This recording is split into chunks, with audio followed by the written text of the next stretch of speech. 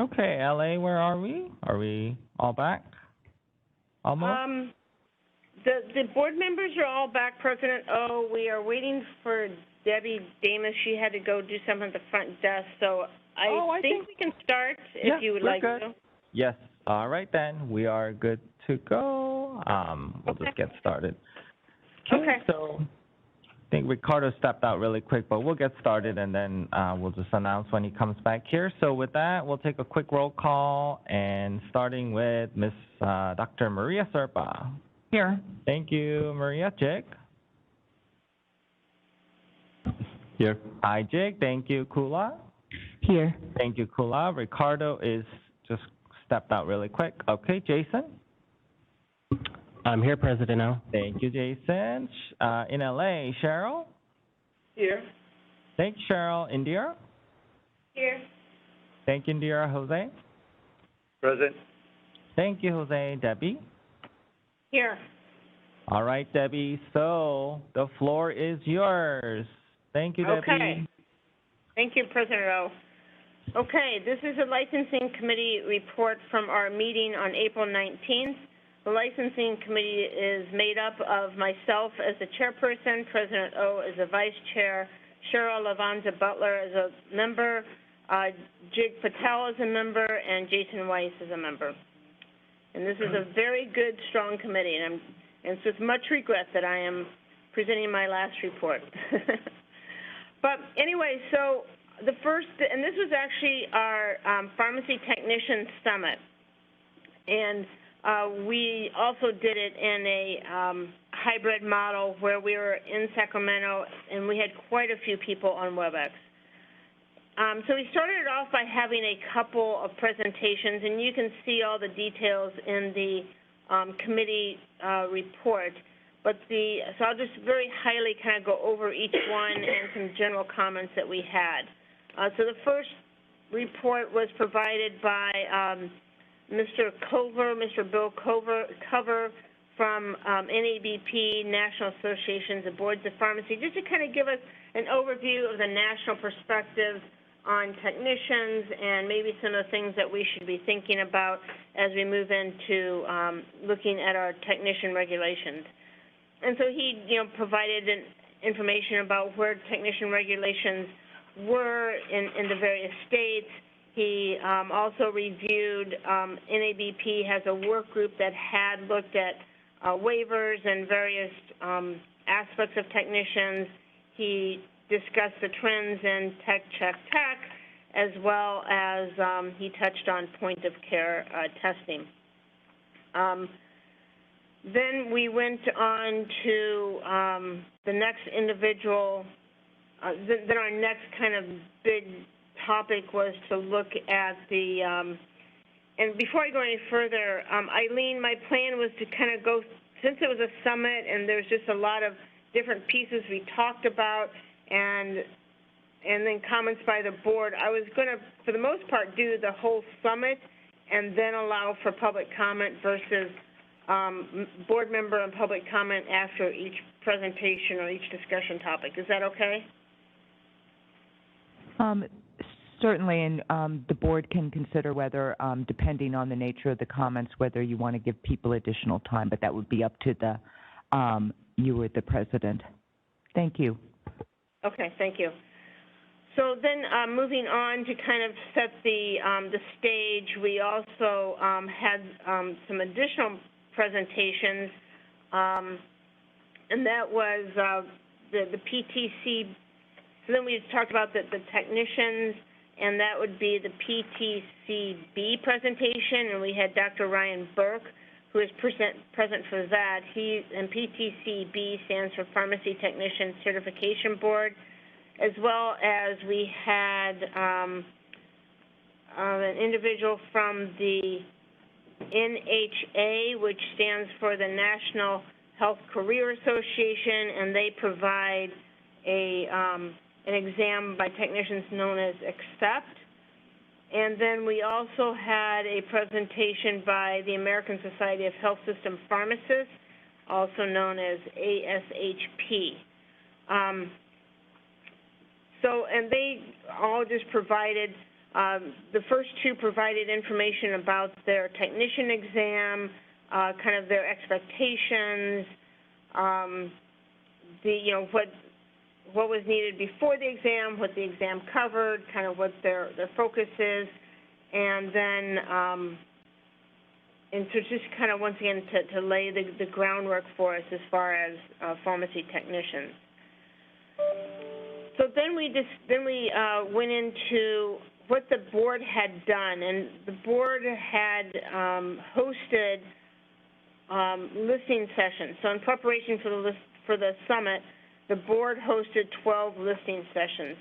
Some of them were focused at pharmacists, and some of them are focused at technicians. They were over a variety of dates and times so that we could try to fit everybody's schedule the best we could. I moderated or hosted all those sessions. I believe President O was with me on all of them also, and the various members of the committee attended some of the sessions just so they would experience the information that is provided. And in attachment 1 is a lot of information, a lot of pages of information, and it covers 4 different things. It covers, number 1, the information that the technicians provided at the listening session. Number 2, it provides information that the technicians provided through their surveys. Number 3, pharmacist information provided through the listening sessions, and then 4th, the pharmacist information through the surveys.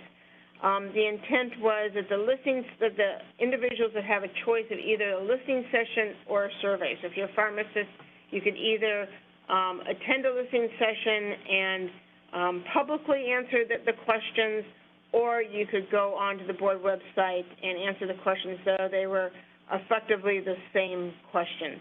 And they were all around understanding possible duties that the technicians could do beyond what is currently authorized in our regulations. We also asked everybody kind of feedback on tech. Their input on oversight by the pharmacist. So from the technician's point of view, you have sufficient oversight? From the pharmacist, are you provided an opportunity to provide sufficient oversight? We talked about training.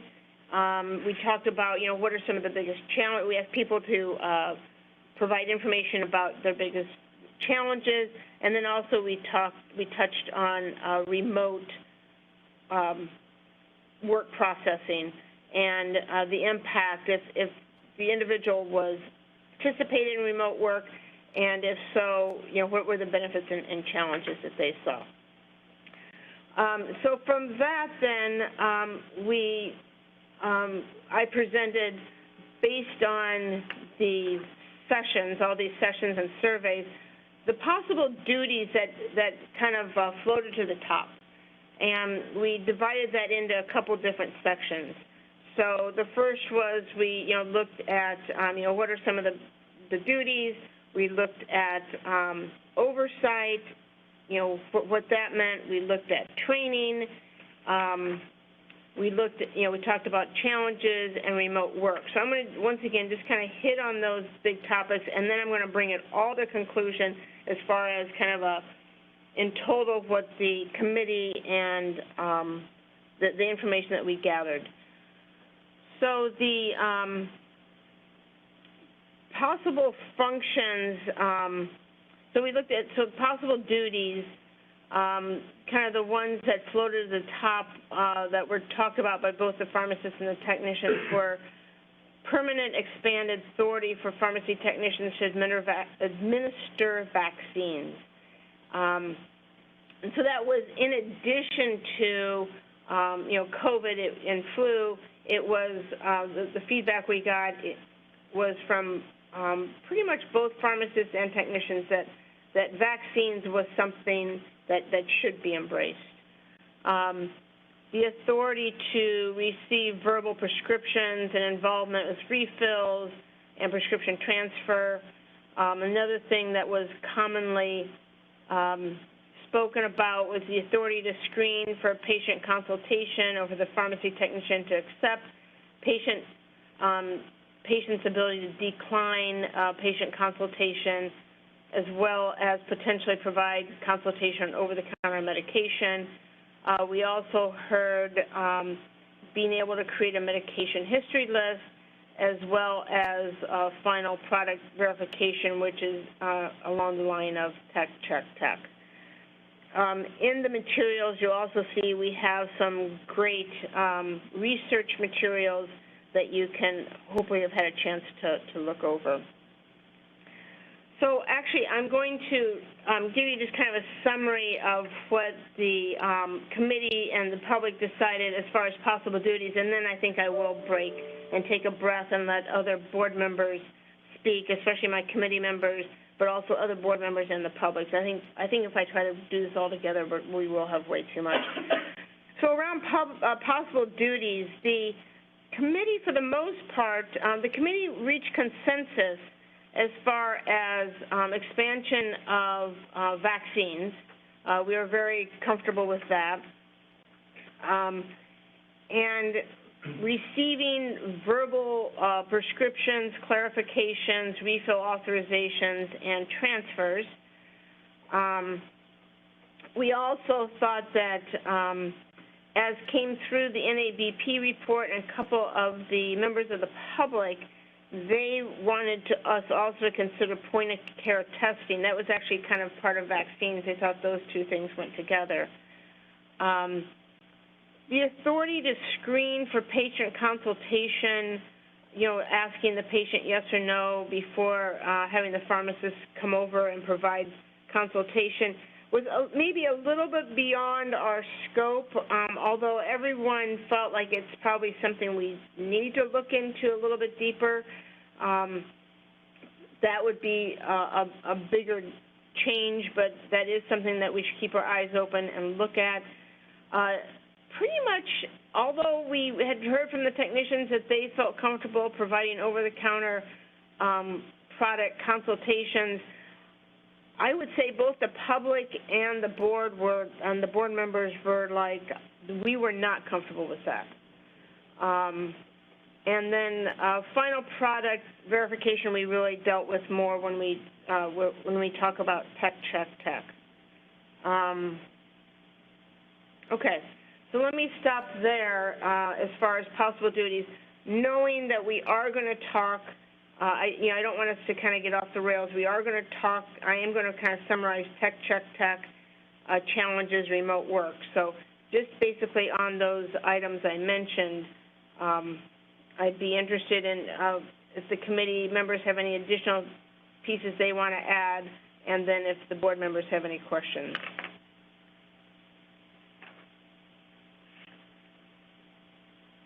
This is Cheryl Butler, and I just wanted to comment that,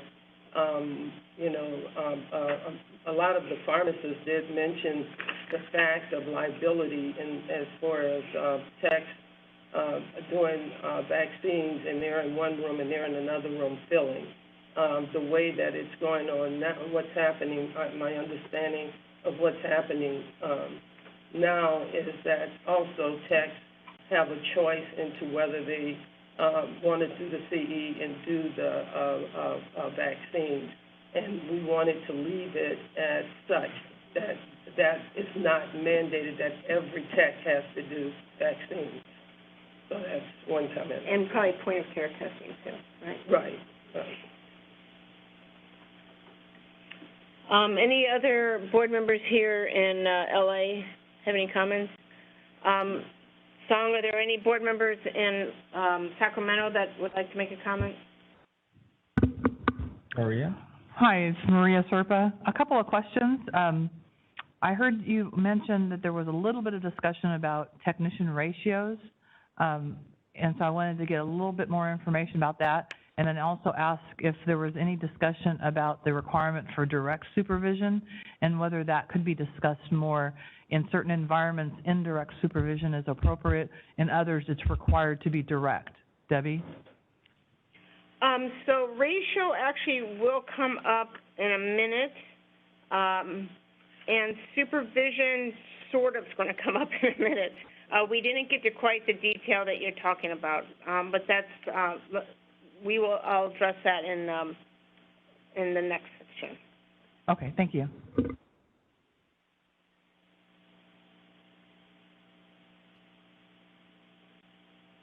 All right, Song, if there's no other, do we have any public comment here? We have public comment here in Los Angeles, so we'll go with that first. Okay. There's a possible... Go ahead. Yeah. Thank you, Fong. I am concerned, and as I think you mentioned, there were concern among the committee members about the technicians, and you used that word, and I use it because that's the word you use, being able to receive a decline to consult on a prescription. The reality is that in most pharmacies, the interface at that point in the process is not a technician. They're a cashier, a clerk, an assistant. They're not a licensed technician.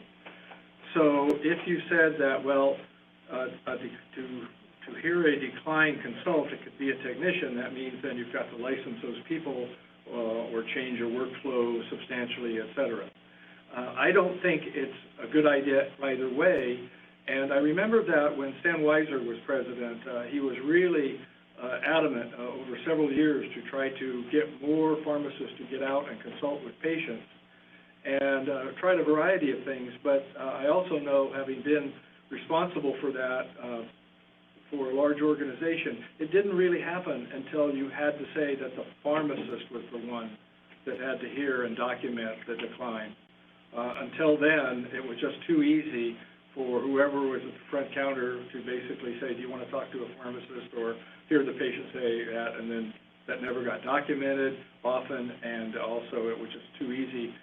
So the number of and percentage of pharmacists actually going out talking to patients, and the process changed when the board started saying it had to be the pharmacist. Now, that was the reality that maybe 0.1% of the time, the patient just said, I got to go, and grabbed it and ran. But if the principle was that the pharmacist had to be the one out there to attempt it and then hear it, that was really important. And I think it's now even more important of what we learned in COVID, because a lot of pharmacies went to curbside pickup, and a lot more patients never got a consult with a pharmacist. Thank you.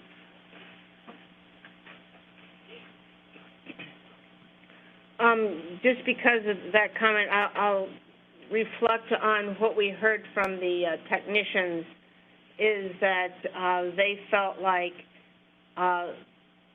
they had to go get the pharmacist, and so they'd run and get the pharmacist, bring the pharmacist over, the person would say no, and in the meantime, the whole workflow process stopped. And so that's, and then we heard it repeatedly. Like, I could help the pharmacy operate so much more efficiently if we could figure out a different way. Once again, this is a little bit beyond, that's going to take major change. Debbie, we have a public comment in Sacramento. If okay. Are there we any have no in LA? more. Okay. Yeah, we have no more that are going to make it. Board President and members of the board, my name is Rob Geddes, and I'm here on behalf of Albertsons Companies, Albertsons Safeway. First of all, I wanted to express our gratitude for the discussions that have been taking place on this topic, the work that went into host 12 listening sessions, as well as the licensing committee last week. We really appreciate those discussions and the openness of the board to actively look for solutions to help with some of the working conditions in pharmacy today. We do support the use of technicians. We have technicians across our company in states where it's already allowed to do some of these functions that have been discussed today. And it has been hugely beneficial for our pharmacists in those states to be able to leverage their staff as they're trained in order to support them and allow them to focus more on the patient care. And so we look forward to this discussion continuing. Hopefully it can continue as expeditiously as possible, so that the rules and so forth that need to be written can be done and allow these technicians to progress in their career and support the pharmacists that they work with. Thank you very much. Thank you, Dr. Geddes. I think that's it here in Sacramento. Okay, moderator, can we open the Webex for comments from the folks on WebEx? Yes, this is the moderator. At the direction of the board, I've opened up the Q&A feature for public comment. Members of the public, if you would like to make a comment on this item, please click the Q&A icon located at the bottom right-hand corner of your WebEx screen, or use the raise hand function. If you're a call-in only participant, you can raise your hand by pressing *3. It looks like we do have one individual who has requested public comment, Lindsay Gullahorn. Lindsay, you'll be given 2 minutes to speak and a 10-second warning. I will request to unmute your microphone now. Good morning, President O, Board Member Veal, board members. Lindsay Gullahorn with the California Retailers Association and National Association of Chain Drugstores, and definitely want to echo my colleague Rob Geddes' comments. Absolutely appreciate these discussions, appreciated being involved in the Tech Summit last week, and all the work that the board is doing with the listening sessions and survey. And want to reiterate what I said last week. We were, I think, pleased to see in the survey results that both pharmacists and pharmacy technicians wanted to be able to do additional duties, and I think this will really help allow pharmacists to spend more time on clinical duties and give technicians more job fulfillment. We saw that techs really do want to be able to immunize and do additional things. So we're in support of that and just want to remain in discussion. And as I noted last week, even though the governor's COVID-19 executive orders and most of the waivers are phasing out, he is leaving the immunization and testing waivers for pharmacy in place because there is a recognized need for that, and there is an ongoing need. So again, just happy to be a part of the discussion, and happy to hear the board is exploring this. Thank you.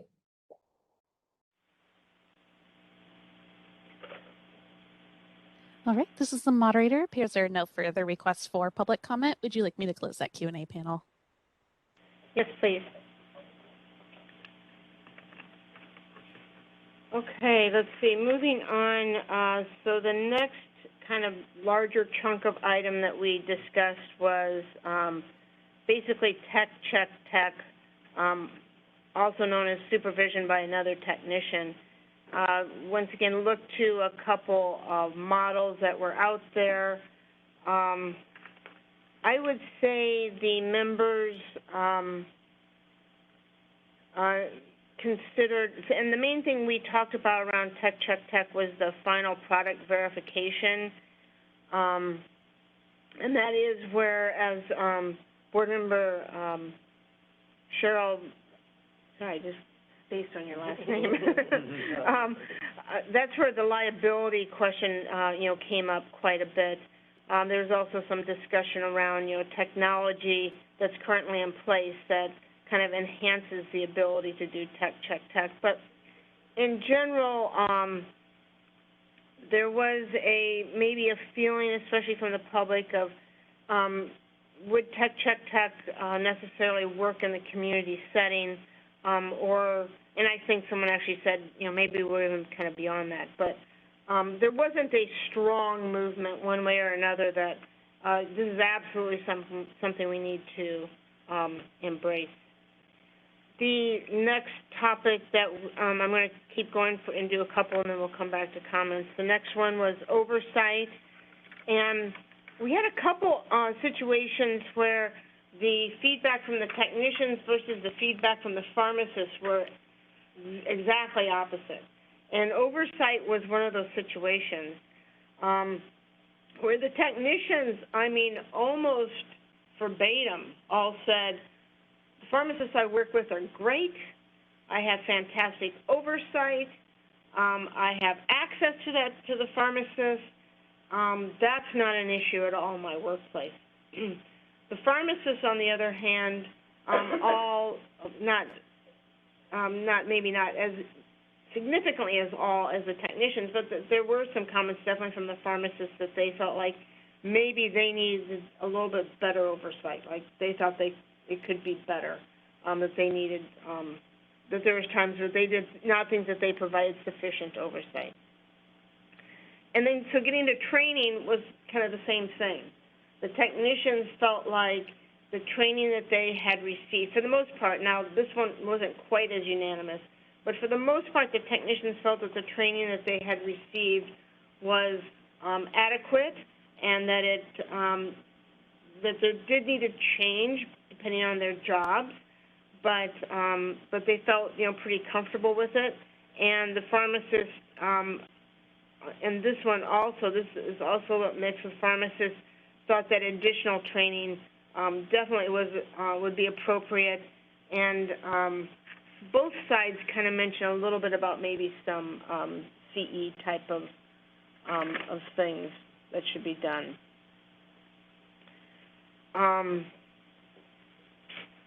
Just give me a second. I'm just looking over my notes. Kind of the feedback from the committee on oversight was we really felt like that was an issue that we need to tease out or figure out a little bit better, because it was, so different that we need to figure that out.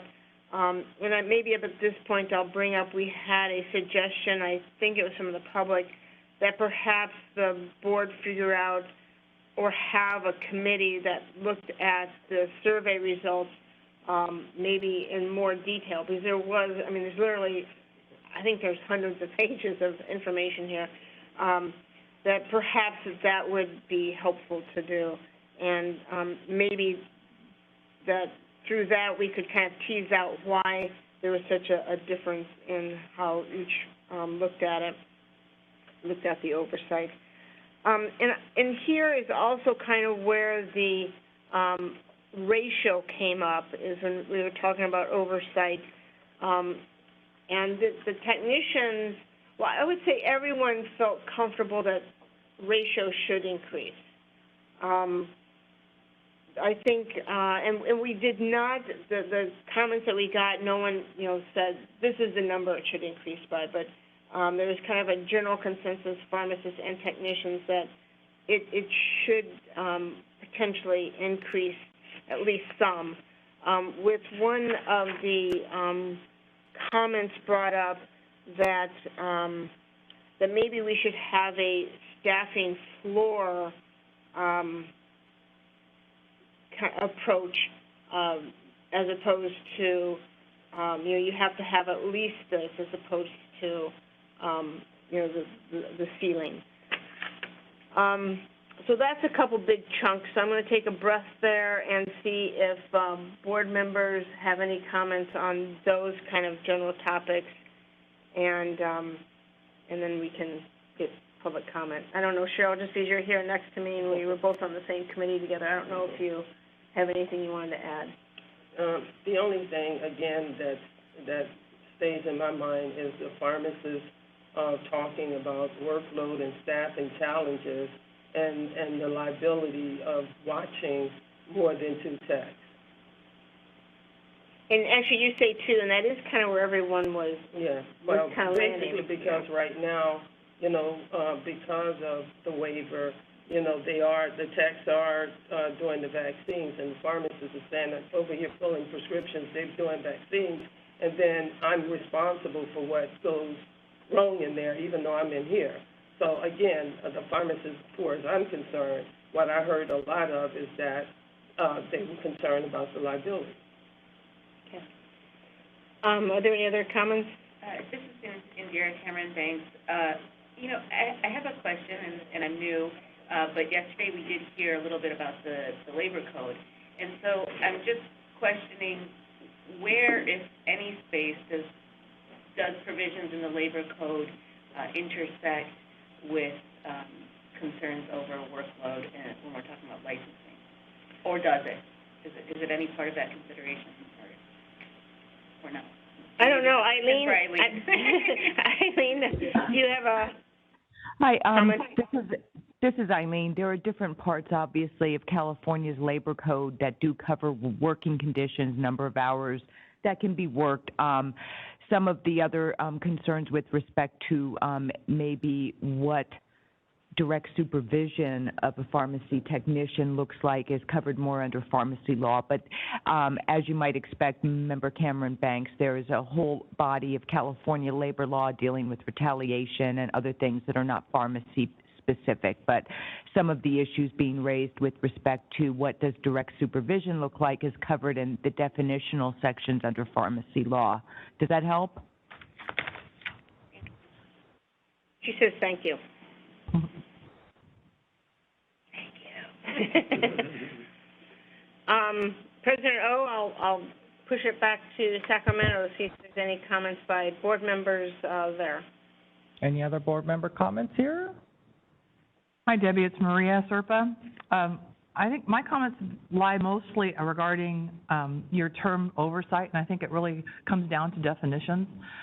Oversight means something differently than the legal requirements of direct supervision, and I have some real opinions about direct versus indirect supervision, you know, being in the room and having line of sight. All of those details I think would be very interesting to look forward to more discussion on in different practice settings. Technicians can practice in the adjoining space in some situations, and in other situations they need to be in direct line of sight. And I think that's an area that could be explored more to allow the practice to occur at a little bit of a distance, but still under the oversight of a pharmacist, but not under the direct supervision of a pharmacist, because I see those as being different concepts. Agreed, and I think that was, I think the committee realized that really wasn't one of the questions that we asked, and it wasn't really, the responses that we got did not really go there. And oversight supervision is definitely something that needs to be figured out better as we kind of move forward. And the other thing, just a separate topic, is I really have seen technology and automation assist with some of the non-discretionary tasks, and this is an area that I think we can explore more, that perhaps if certain safeguards, you know, barcode scanning and the like are in place, then certain practices could happen, but if they're not in place, then other practice would need to occur. I think that would be an area to discuss too.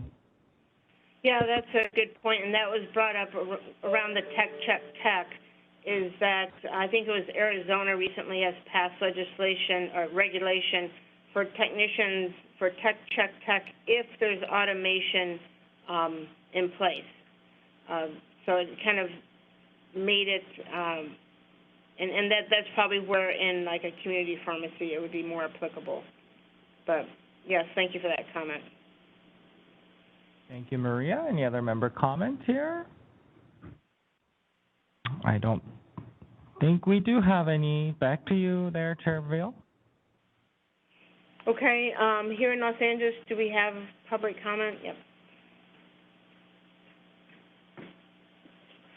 Again, this is Steve Gray. I was a guest speaker at a national conference on the role of pharmacy technicians that was held in Dallas a few years ago, organized by ASHP, APHA, PTCB, and several other organizations. And that, plus my experience in other states and going to other boards of pharmacy, I wanted to make sure that California board members understand that when they hear people talk about technicians from a national perspective in many other states, they're talking about everybody that's in the pharmacy helping the pharmacist. And in California, that's not our current state of the law. Our current state of the law is that pharmacy technicians basically have 4 tasks that they are responsible for that a clerk or an assistant or an associate, whatever you want to call them, cannot do because they're not licensed. And so and we took that approach in the 90s because we wanted to be very clear or very careful that when we required oversight, supervision, line of sight, it was really needed for the tasks that were being done. And I just want to encourage a further discussion on that, but make sure that we're not requiring someone to have a license that does a task that really doesn't need to have a license and have that, you know, level of oversight or supervision. So for an example, in California, because of history and because it was shown to be safe, the person who enters the prescription into the computer does not have to be a licensed pharmacy technician. Because after that, you've got a technician pulling the product from the shelf, the clerk cannot do that. You've got a pharmacist checking it, you've got a pharmacist doing the consultation. In many other states, if they license techs at all, often that's one of the duties that only a tech can do, which is enter the prescription in the computer.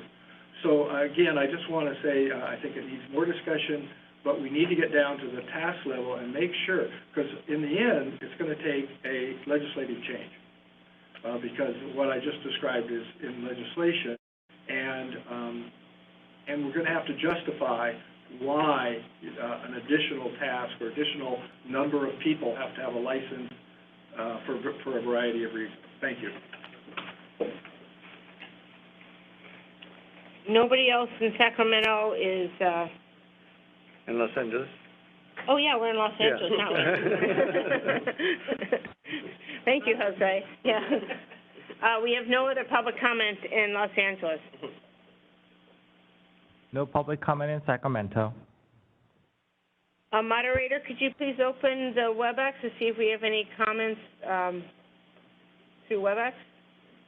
So moderator, at the direction of the board, I've opened up the Q&A feature for public comment.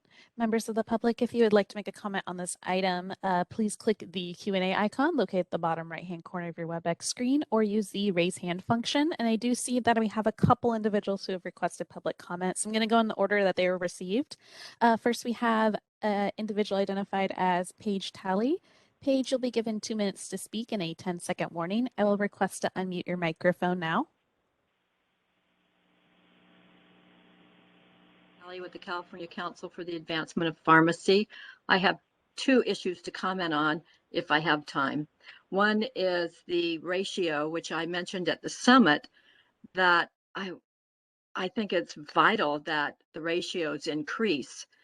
And of course, we'd like them much higher than has been proposed, but even if it's one pharmacist to two, it's necessary, especially in long-term care, because we can fill nursing home prescriptions, but all other work on assisted living facilities or other congregate living has to cease while we're filling those prescriptions. And that's just time-consuming and not appropriate.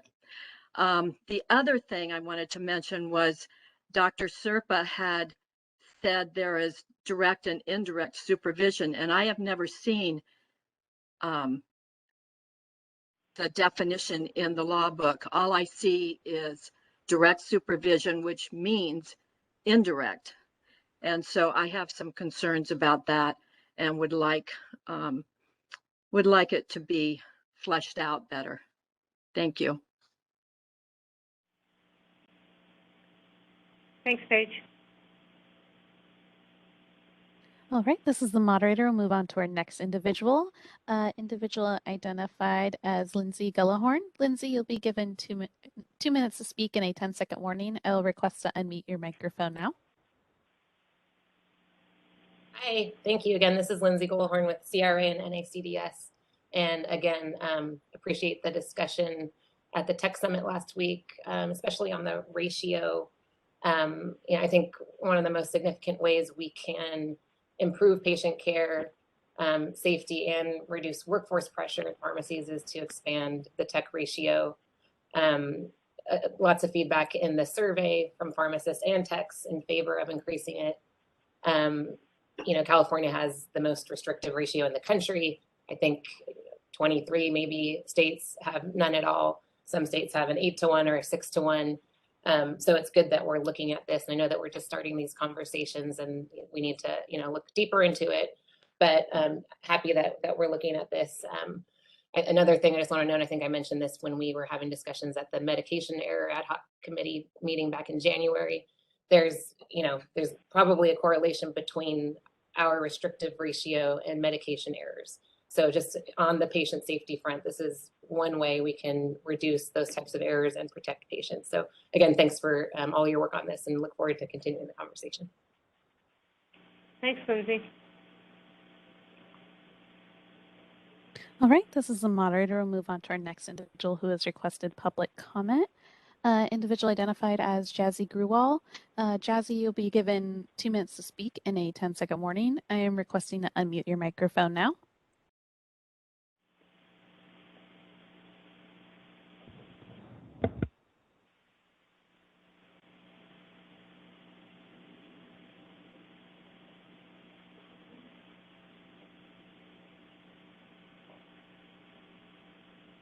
And Jassy, you'll need to click the unmute me button when the prompt appears on your device. I'll request to unmute one more time.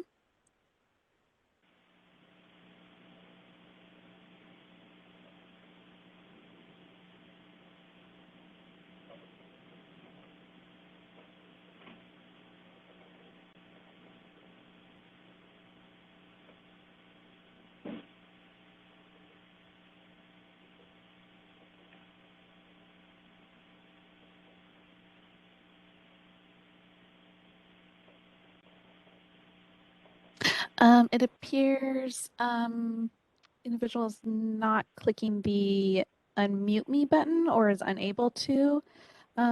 Jesse Gruwal, if you are unable to click that unmute me button, can you please type your comment in the comment box and I can read it out loud?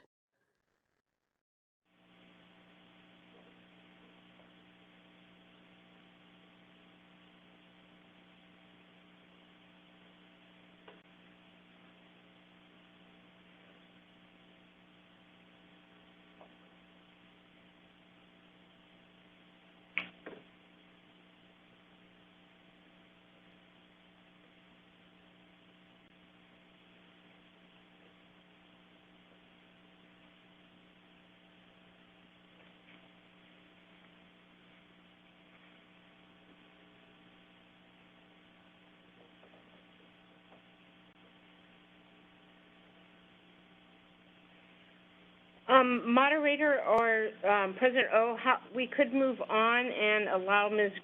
Graywall to provide comment in a minute, maybe figure out the technical difficulties. Yeah, is that okay, Eileen? Sure, and then, or if she can get on afterwards, maybe give her additional time after other topics are covered. That's really up to you, but just prepare. Okay, that sounds good. Yeah. Okay, let's do that. Moderator, I don't know, is there anything you can do to work with her to try to, she has been very active in the summit, and I think she might have even been on a listening session, but, so I'm, it would be, we need to hear what she has to say. Mm-hmm. I can leave the Q&A open.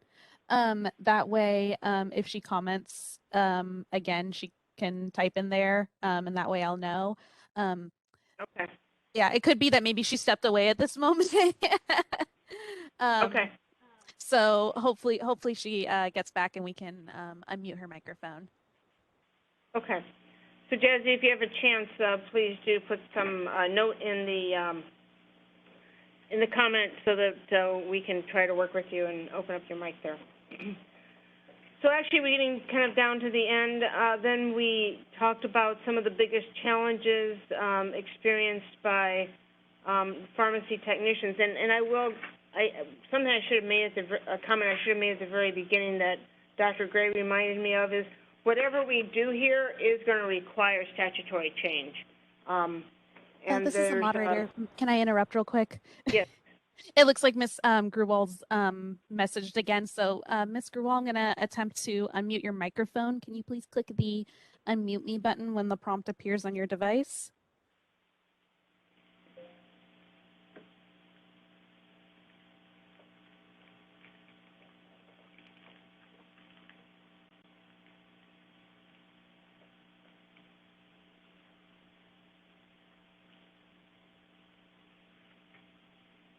Going to try one more time.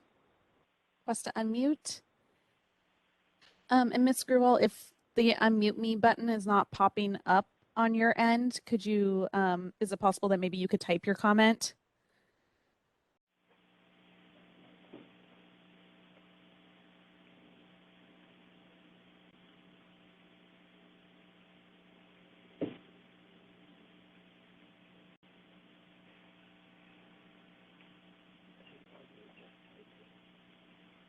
All right, it looks like she's going to type her comment, so I'll give her a moment to.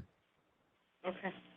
I was going to say, she's participating in this enough that she knows how to do the mute and unmute piece, so there's obviously some sort of technological issue Yeah, and here. it could be Webex's Yeah. having technical issues. You can also, Ms. Gerwal, you can also try logging back or logging off the call and then logging back in. That might help.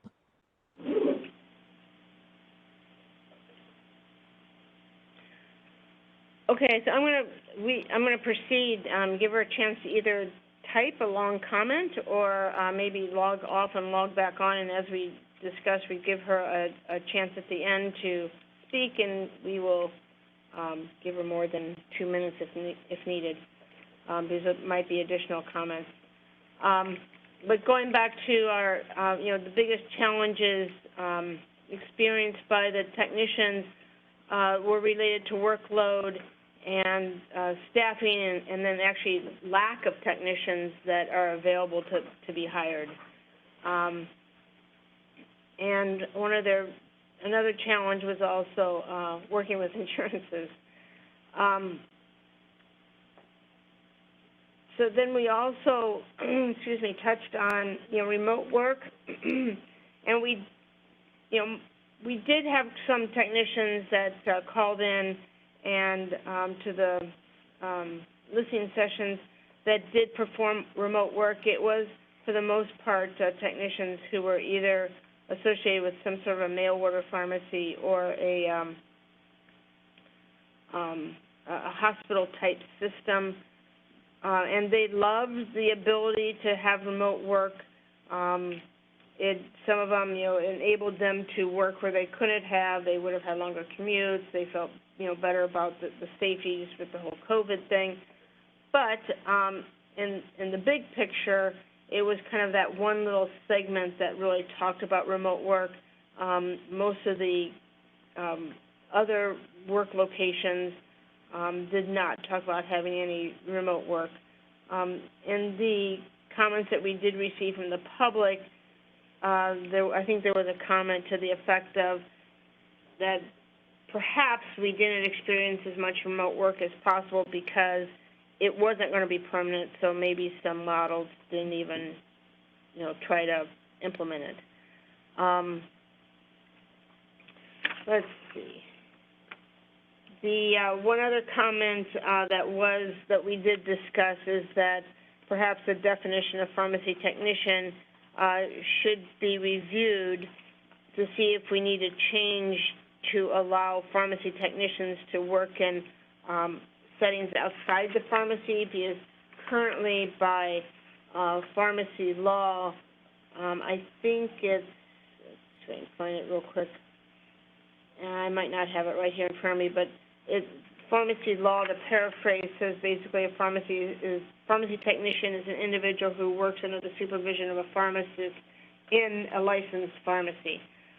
So one of the things that we did discuss, and it kind of goes along with the comment that enforcement made around compounding, is perhaps there are situations outside of a licensed pharmacy where it should be discussed that pharmacy technicians, could work in those other settings also.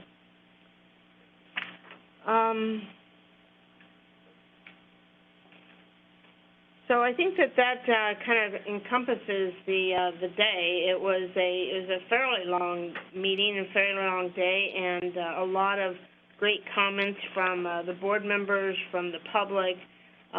We got a lot of great information through the summit and the surveys. I think it's a good starting point, to move forward. And I think as the committee moves forward, there's work to be done and opportunity.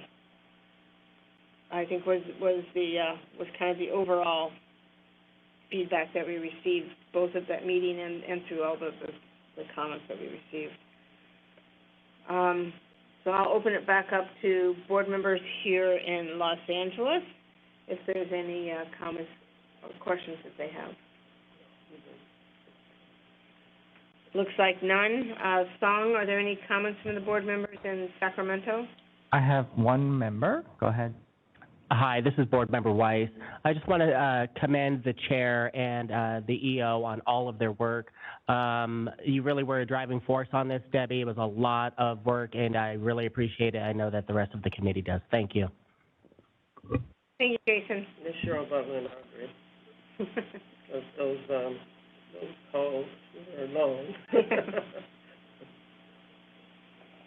Okay, if there's no other comments, I'll go to the public here in Los Angeles. And we do have a comment. Thank you. I also want to echo the applause for Debbie Deal and the board and the committee members for all their work on this. It's been a 20-year discussion or more on pharmacy technicians, and then there's a lot of history. Unfortunately, we're going to lose when Debbie moves on and Cheryl moves on and some of the other board members that have all moved on. One of the things over those years I have heard repeatedly is concerns about liability. And I think it's important, and I have learned that in my classes at UCSD and other pharmacy schools with students and faculty, is that when people hear the word liability, people are thinking different things. Some are thinking civil liability, some are thinking administrative liability, which would be with the Board of Pharmacy, or some are thinking even criminal liability or contractual liability. So there's many different types of liability. And I think it would be very helpful in the future discussions to ask people to clarify which one they're talking about. And here's why. I think most of the time when I talk to pharmacists, they're concerned about Board of Pharmacy liability, also known as administrative liability. What is the board going to do to me if that technician makes a mistake? And the reality is that's up to the board. That's up to the board's policies and its enforcement processes and actions. The board doesn't have much, if any, ability over to influence civil liability or criminal liability. Fortunately, criminal liability is rarely a problem, especially in this situation. There are times when it could be. And civil liability is usually the responsibility of the employer under California law. And technicians, pharmacists, and also, if they're concerned about that, can also get very economically, for less than $100, full civil liability coverage in California, which is amazingly cheap. Thank you.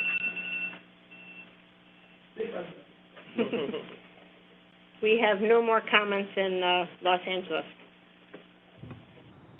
I don't think there's public comment in Sacramento.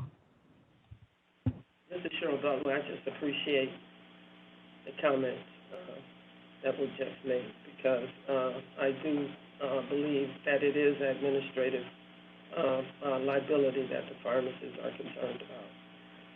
Oh, I appreciate that clarification then, Cheryl. Ms. Moderator, do we have any comments from folks on the Webex, or has Ms. Graywall been able to reconnect? This is the moderator. Ms. Grewal did type out her comments, so I'll go ahead and read it out. She wrote, just want to reiterate that a staffing floor is very important because we want to ensure that pharmacists have necessary staff for their increasing workload. We still hear from our member pharmacists that are working hours and whole shifts alone. Okay, thank you. Are there any other comments? At this time, it does not appear there are any further comments in WebEx. Would you like me to close that Q&A panel? Yes, please. President O, that is the Pharmacy Technician Summit and Licensing Committee report for today. Thank you, Chairville. Thank you for all your hard work, as always, and thank you for your service. We really appreciate you. All right. Moving on to the next, but really quick, Eileen, do you just want to have a quick comment about, Eileen wanted to remind us about something, so just wanted to. Certainly. Hi, this is Eileen. With us in two different physical locations, I just wanted to remind people that once the board is out of session, that discussion with respect to agendized items should stop, as all discussion should be on the record. And if anybody has any questions, then obviously please feel free to call me. Thank you, Eileen. Thank you for that. Okay, we're moving on to agenda item 15, Legislation and Regulation Committee update. As the chairperson of this committee, I will provide a report on behalf of this committee. The committee convened a meeting yesterday to discuss the pending legislations and to monitor regulations in various stages of promulgations. As we move. Hey, Song, yes. just like we have a comment. Yes, this is Cheryl Butler, and I'd like to have a break. It's been an hour. Oh, yeah, sure. We'll take Second that about break. 10 minutes, so 11:30, if that's okay. 11:30. Okay. All righty, see you guys. Yay. I think we just have one member grabbing a snack. Just for the record, Ricardo Sanchez had to leave, but we still have a quorum. All right, we'll start. Just take attendance. And Maria? Here. Thank you, Maria. Jig? Here. Thank you, Jig. Kula? Here. Thank you, Kula. We lost Ricardo. Jason is grabbing snack, I think. She'll be back soon. Cheryl? Here. Thank you, Cheryl. Indira? Present. Thank you, Indira. Jose? Present. Thank you, Jose. And Debbie? Here. Thank you, and I'm here. Okay. We'll get started. So moving on to agenda item 15. Oh, there's Jason. Jason, for the record. I'm here, President O. Thank you, Jason. All right. As we're moving on to Legislation and Regulation Committee, I will provide the report on behalf of the committee. The committee convened in a meeting yesterday to discuss pending legislation and to monitor regulations in various stages of promulgations. As we move through the measures, I want to highlight that the committee's recommendation will be included on the slide. Okay, first slide is Assembly Bill 646 Low, Department of Consumer Affairs, Board's expunged convictions.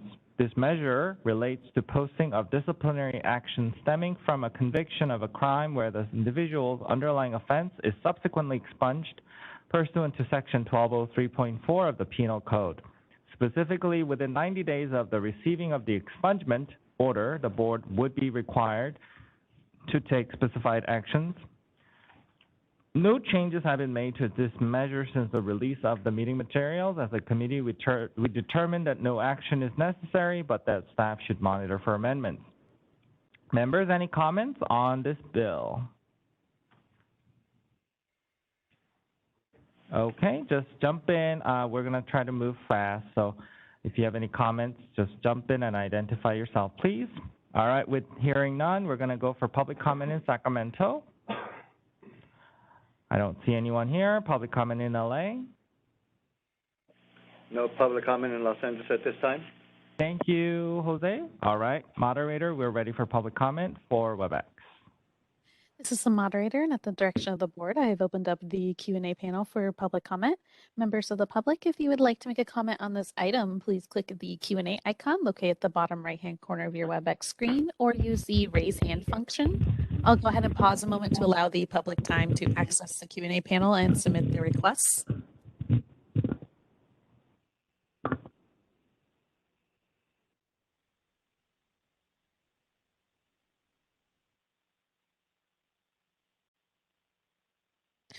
All right, seeing none, would you like me to close that Q&A panel? Yes, please. Thank you. Moving on to the next bill, Assembly Bill 1328, Irwin, Clinical Laboratory Technology and Pharmacists. This measure would amend several provisions of the Business and Professions Code to expand the authority for pharmacists to perform CLIA waive tests, either approved or authorized by the FDA upon patient request or hospital authorization, provided that there is a valid and respective CLIA certificate of waiver and laboratory license with some exceptions. Further, this measure would amend pharmacy law to declare that pharmacy practice is a patient and public health-oriented health service that is continually evolving to include more sophisticated and comprehensive patient care and public health activities.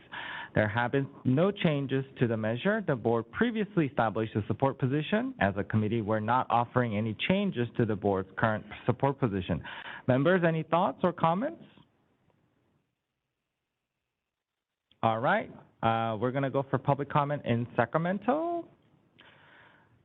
Seeing none, public comment in LA. No public comments at this time. Thank you, Jose. Moderator, we are ready for public comments for Webex. Once again, I have opened up the Q&A panel for public comment. Members of the public, if you would like to make a comment on this item, please click the Q&A icon located at the bottom right-hand corner of your Webex screen or use the raise hand function. I'll pause a moment to allow the public time to access the Q&A panel and submit their requests.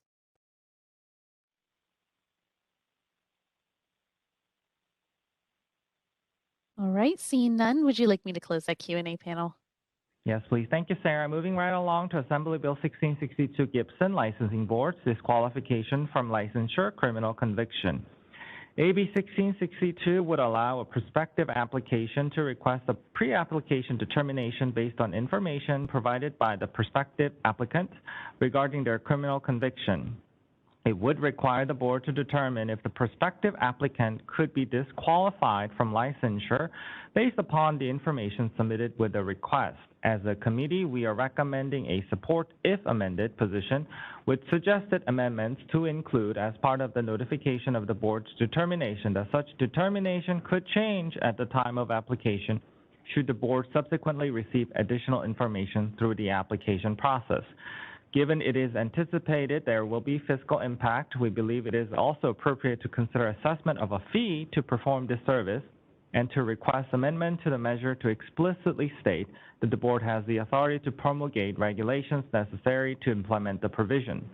Members, I appreciate your comments on AB 1662 and the committee's recommendation. Okay. This is Member Koenig. Just what has the communication with Member Gibson been on this regarding? Ann, go ahead. So unless we've been requested by the author's office typically to provide technical input, we do not engage with author's offices until the board has established a position on it. Thank you. Thank you. Any comments? Any other comments, questions, thoughts? Okay, we're moving to public comment in Sacramento. Public comment in LA. None at this time. Thank you, Jose. Moderator, we're ready for public comment for Webex. This is the moderator. I've opened up the Q&A feature for public comment. Members of the public, if you would like to make a comment on this item, please click the Q&A icon or use the raise hand function. All right, and it appears there are no requests for public comment. Would you like me to close that Q&A panel? Yes, please. Thank you, Sarah. With a public comment and with a committee's recommendation, support if amended, we will take a roll call. Maria, how do you vote? Yes. Thank you, Maria. Jig? Yes. Thank you, Jig. Kula? Yes. Thank you, Kula. Jason? President O, on this item and the subsequent items, I will be abstaining. Okay. Thank you, Jason. We're going to go to LA. Cheryl? Yes. Thank you, Cheryl. Indira? Yes. Thank you, Indira. Jose? Yes. Thank you, Jose. Debbie? Yes. Thank you, Debbie, and I vote yes. The motion passes. Okay, the next bill is Assembly Bill 1733, Quirk. AB 1733 would expand authority for the board to convene meetings held entirely by teleconference under specified conditions, which are detailed in the report. Regrettably, the hearing on this measure was postponed by the committee, so we're unclear if the measure will move this year.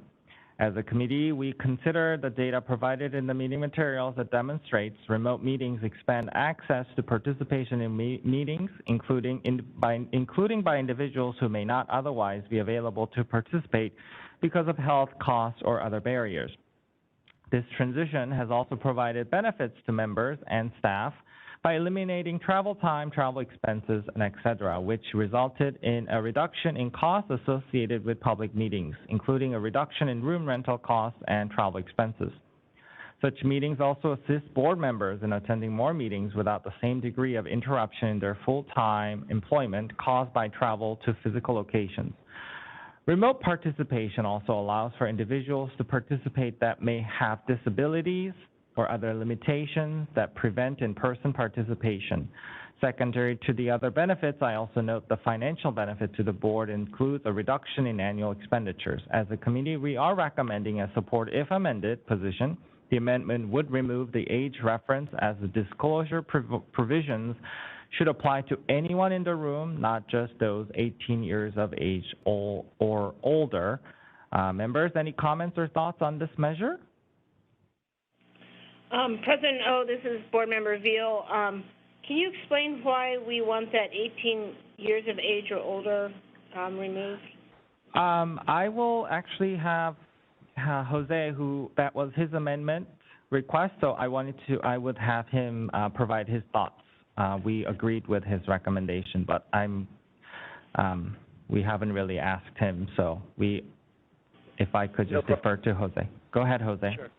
So if you have anyone remotely joining and participating, if there's any other members of their family or external that are in that room that are below 18, they might be 17 and a half. There might be others, that might be listening in, and sometimes it might be sensitive information that they might be listening into. So anyone that's in the room should be disclosed. That's my view. So, the board is aware of who else might be listening in. I support that myself, but just want to hear everyone's thoughts as well. Everyone. So my only concern is we're doing support if amended. Yes. So, I think it's a appropriate thing. I'm just worried about support if amended, that we're requiring that change to happen to get our support. I guess are we? That's a pretty strong statement. Okay, I'm going to have Ann. Is it that important, I guess? Okay. I'll have Ann jump in really quick. So typically a supportive amended position means that you are in support of the policy, and you'd like it even better if an additional amendment was included, whereas oppose unless amended is where you are conveying that it's kind of a to die for amendment. I've simplified, but hopefully in concept that conveys. Okay. All right. As long as it's, gee, we would really like it, but if it doesn't happen, we're okay. I'm fine with that. Okay, perfect. Thank you, Debbie. Thank you for your comments. Any other comments, thoughts, questions? Okay, we're going to, go ahead, Maria. No. Oh, okay. All right. You're good? Okay. We're going to go for public comment in Sacramento. Okay, public comment in LA? None. All right, thank you. And we're going to go for public comment in Webex. This is the moderator, and at the direction of the board, I have opened up the Q&A feature for public comment. Members of the public, if you would like to make a comment on this item, please click the Q&A icon located at the bottom right-hand corner of your Webex screen.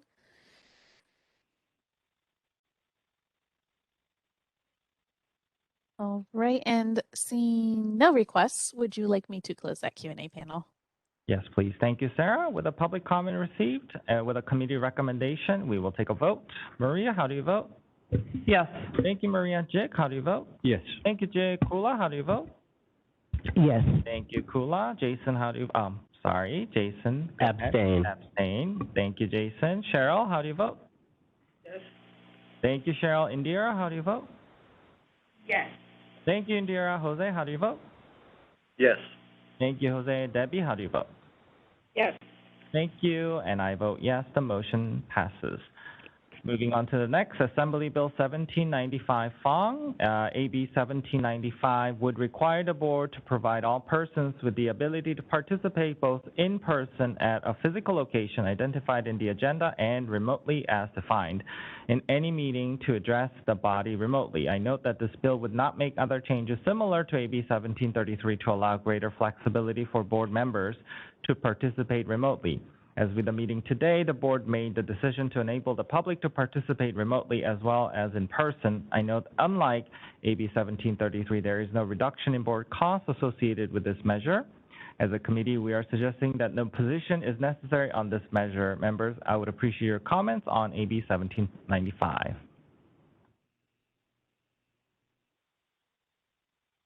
I am hearing no comments, so we'll open up for public comment in Sacramento. We'll go for public comment in LA. No public comments from LA. Thank you, Jose. Moderator, we're ready for public comment for Webex. This is the moderator, and at the direction of the board, I have opened up the Q&A feature for public comment. Members of the public, if you would like to make a comment on this item, please click the Q&A icon located at the bottom right-hand corner of your Webex screen.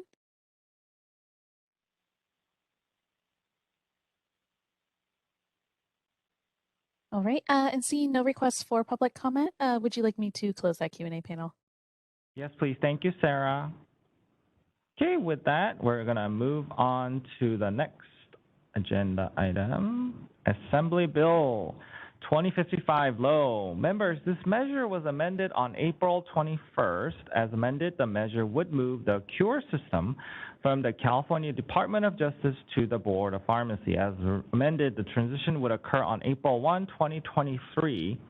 The measure would provide the board with authority to adopt emergency regulation as necessary to reorganize, clarify, or make consistent regulations, including regulations previously adopted by the Department of Justice. During our meeting, we spoke about the importance of cures as a vital system for healthcare providers to provide safe and appropriate care. To the extent rehoming the cure system facilitates more robust use of the cure system and improved functionality for pharmacists and other healthcare providers, such a move appears appropriate. The committee considered that while this would be a significant undertaking for the board, if given adequate time and resources, the board could be well suited to manage the cure system. As the committee would discuss concerns with the time frame for transition, the committee is recommending a support if amended position with amendments to extend the transition period. During the meeting, public comment included support for the recommendation. Members, I would appreciate your comments on AB 2055. This is President O, does kind it of a big also deal. give Yes. This is Board Member Veal. Is that me? Does it also enable us to hire staff and we get to collect fees to kind of fiscally make us fiscally responsible? So, yeah, Ann, go ahead and respond. I could answer, but I'm just going to defer to Ann. No, go ahead, Ann. So typically, Debbie, so there is a cures fund that's already established, and that would be transferred, that the board would then be responsible for management of the fund. But through the legislative process, you'll notice in the meeting materials where we identify where resources would be available.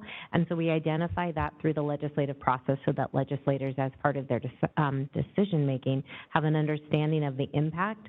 So I would anticipate, this is relatively new, but I would anticipate that there would most likely need to be some staffing resources. Does that answer your question, Debbie? Yes, thank you. Okay. This is Indira Cameron Banks. A couple questions. With rehousing cures from the Department of Justice, would any sort of access to cures databases by law enforcement or anything be changed or altered in any way by rehousing it in a different access? Eileen, do you want to? Hi, this is Eileen. We already have law enforcement sharing with respect to certain information, and I don't believe that would change that. Currently, since the board is not the custodian of record for cures information, we can't access that information except for certain purposes, namely for investigations and the like, and we usually hold those very confidential, even with respect to subpoenas. So that's something we'd have to look at. I don't know whether the DOJ has got the ability to access the cures database for other reasons, but that's something that could be fleshed out. And then my second question is, and perhaps I'm wrong, but individuals outside of the purview of the California Board of Pharmacy can enter cures data and have access to cures data. Does that in any way change the scope of this board's jurisdictional type of reach? Yeah, could you repeat your question? Sorry, we're making you speak louder. I'll speak louder. Okay. It's my understanding, and please correct me if I'm wrong, that individuals who can enter and access Cures data are individuals that are beyond the sort of scope of the California Board of Pharmacy. By this system being housed, sort of, or rehoused, does it change the scope or nature in any way of the California, our board's reach?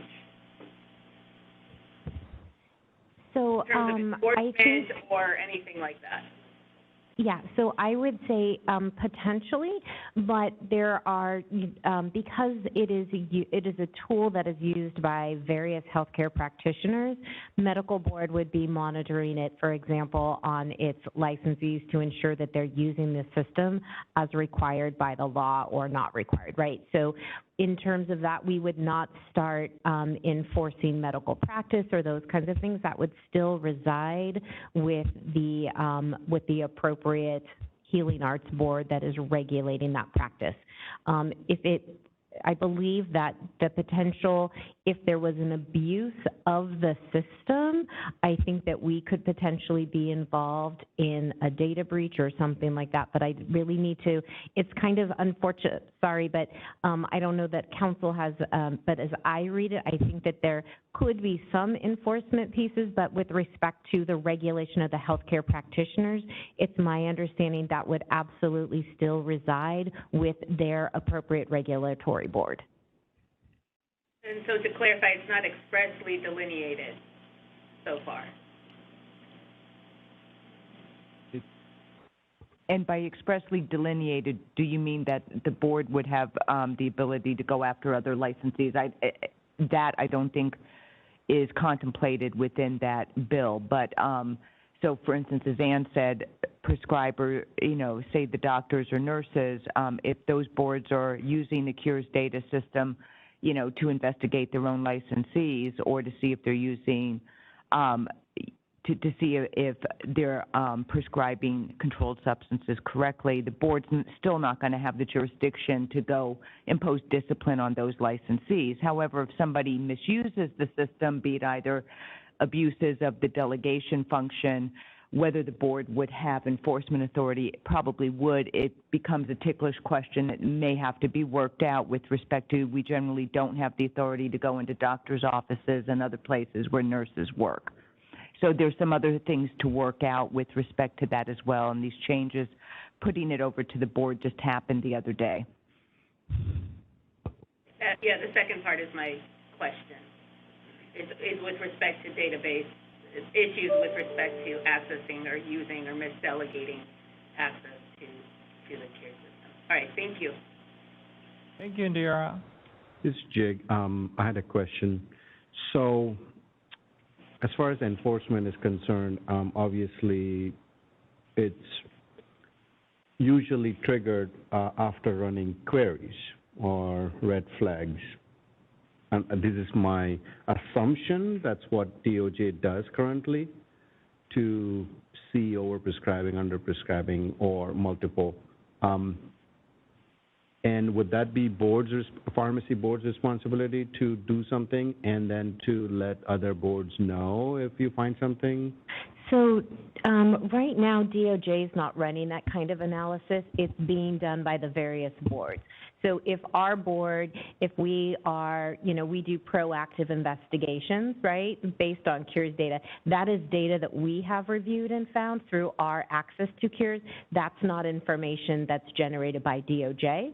So the rehoming of that, I do not believe changes any of that. Each board or healing arts, entity will be reviewing the data in the same way that it is now. It's just that the Board of Pharmacy would be potentially responsible for some of the operations of the Cures, the functionality of it, the rules around, access that are already defined, those kinds of things. Got it. Thank you.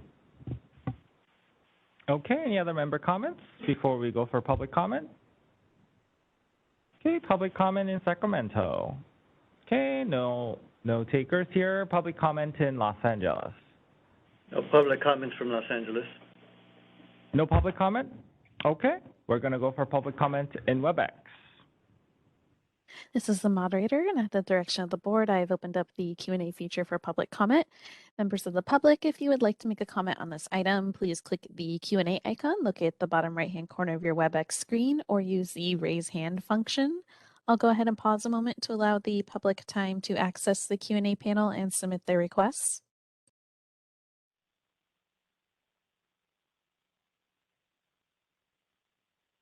All right, seeing none, would you like me to close that Q&A panel?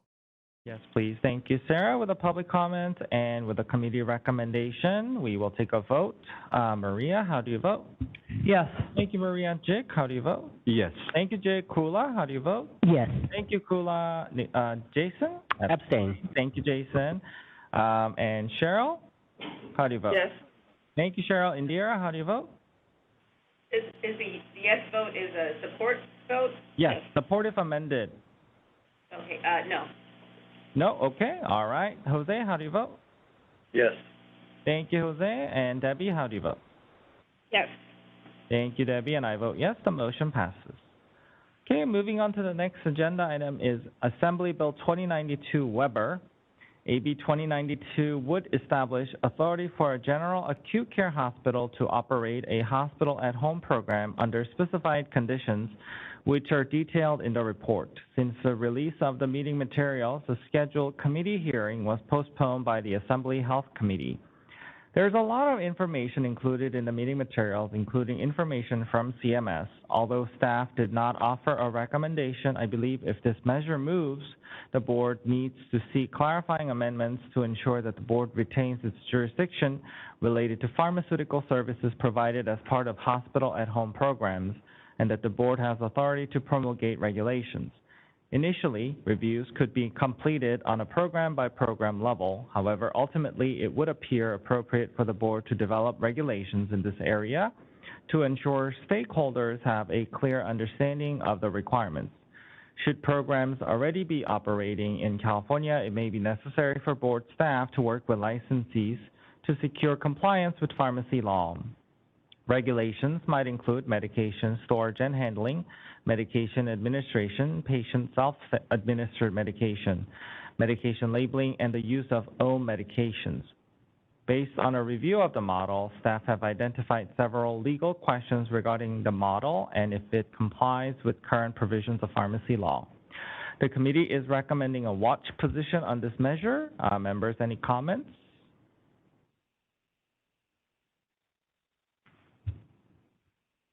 Hearing none, we're going to go for public comment in Sacramento. Public comment in LA. No public comments. Thank you. Okay, public comment for Webex. This is the moderator, and at the direction of the board, I have opened up the Q&A feature for public comment. Members of the public, if you would like to make a comment on this item, please click that Q&A icon located at the bottom right-hand corner of your Webex screen, or use the raise hand function. I'll pause a moment to allow the public time to access the Q&A panel and submit their requests.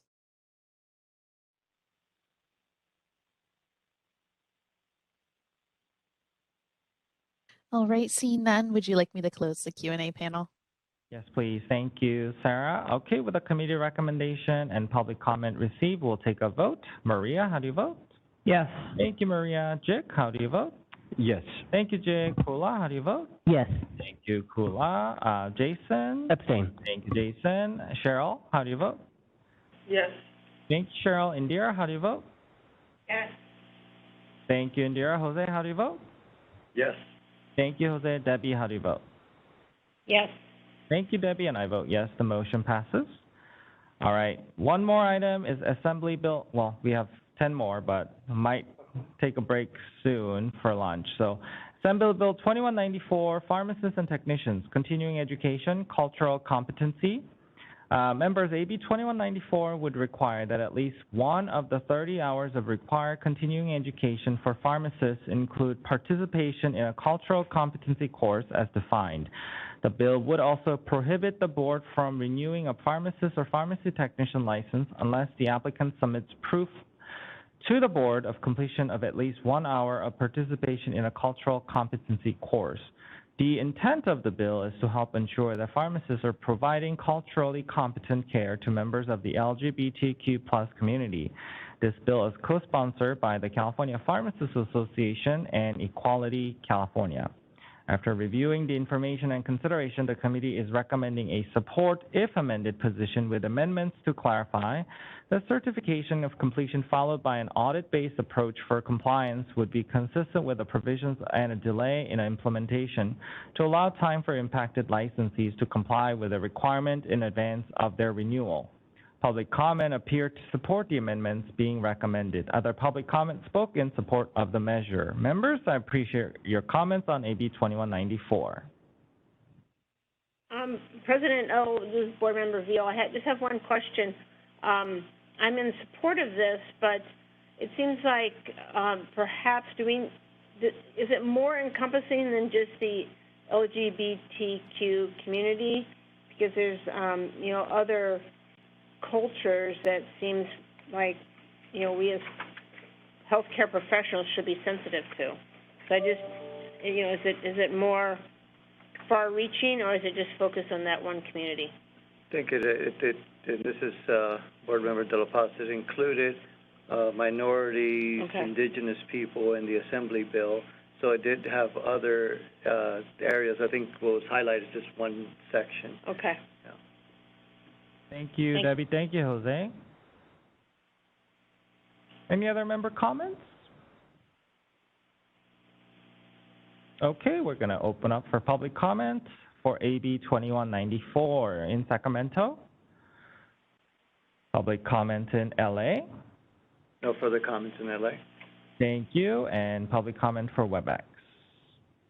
This is the moderator, and at the direction of the board, I have opened up the Q&A feature for public comment.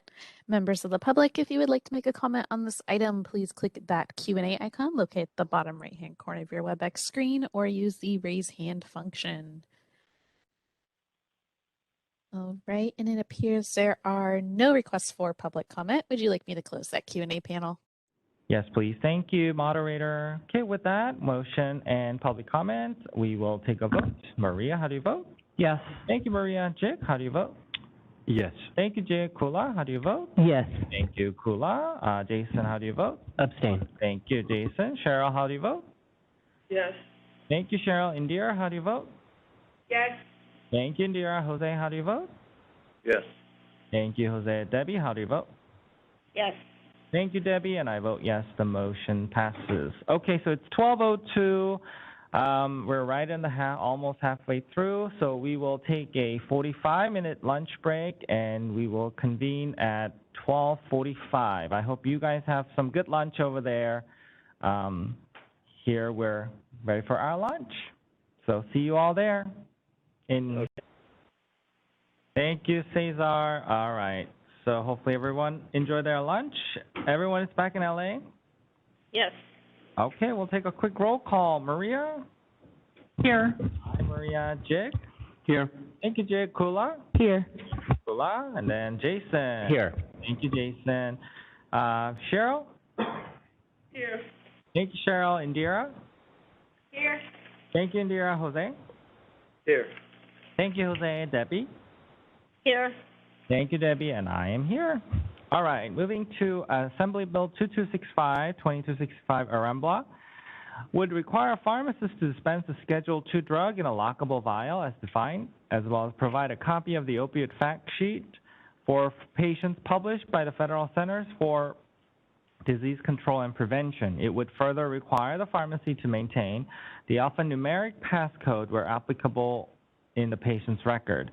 The measure would also establish exclusions to provisions, including if the prescriber indicates on the prescription that the patient requested not to receive their medication in a lockable vial.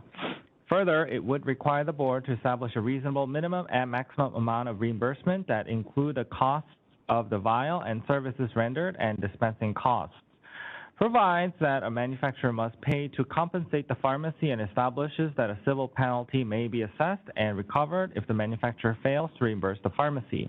As a committee, we agreed with a staff recommendation to establish an opposed position with this measure and noted such action would be consistent with previous policy of the board.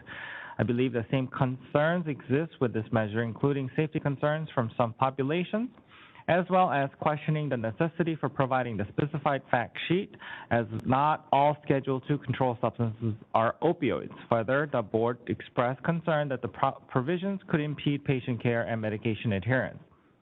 The committee is recommending an opposed position on this measure. Members, any comments?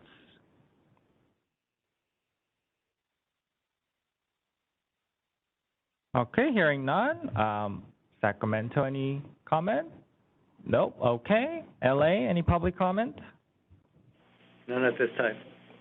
Thank you. All right. And we're going to go for public comment in Webex. This is the moderator, and at the direction of the board, I've opened up the Q&A feature for public comment.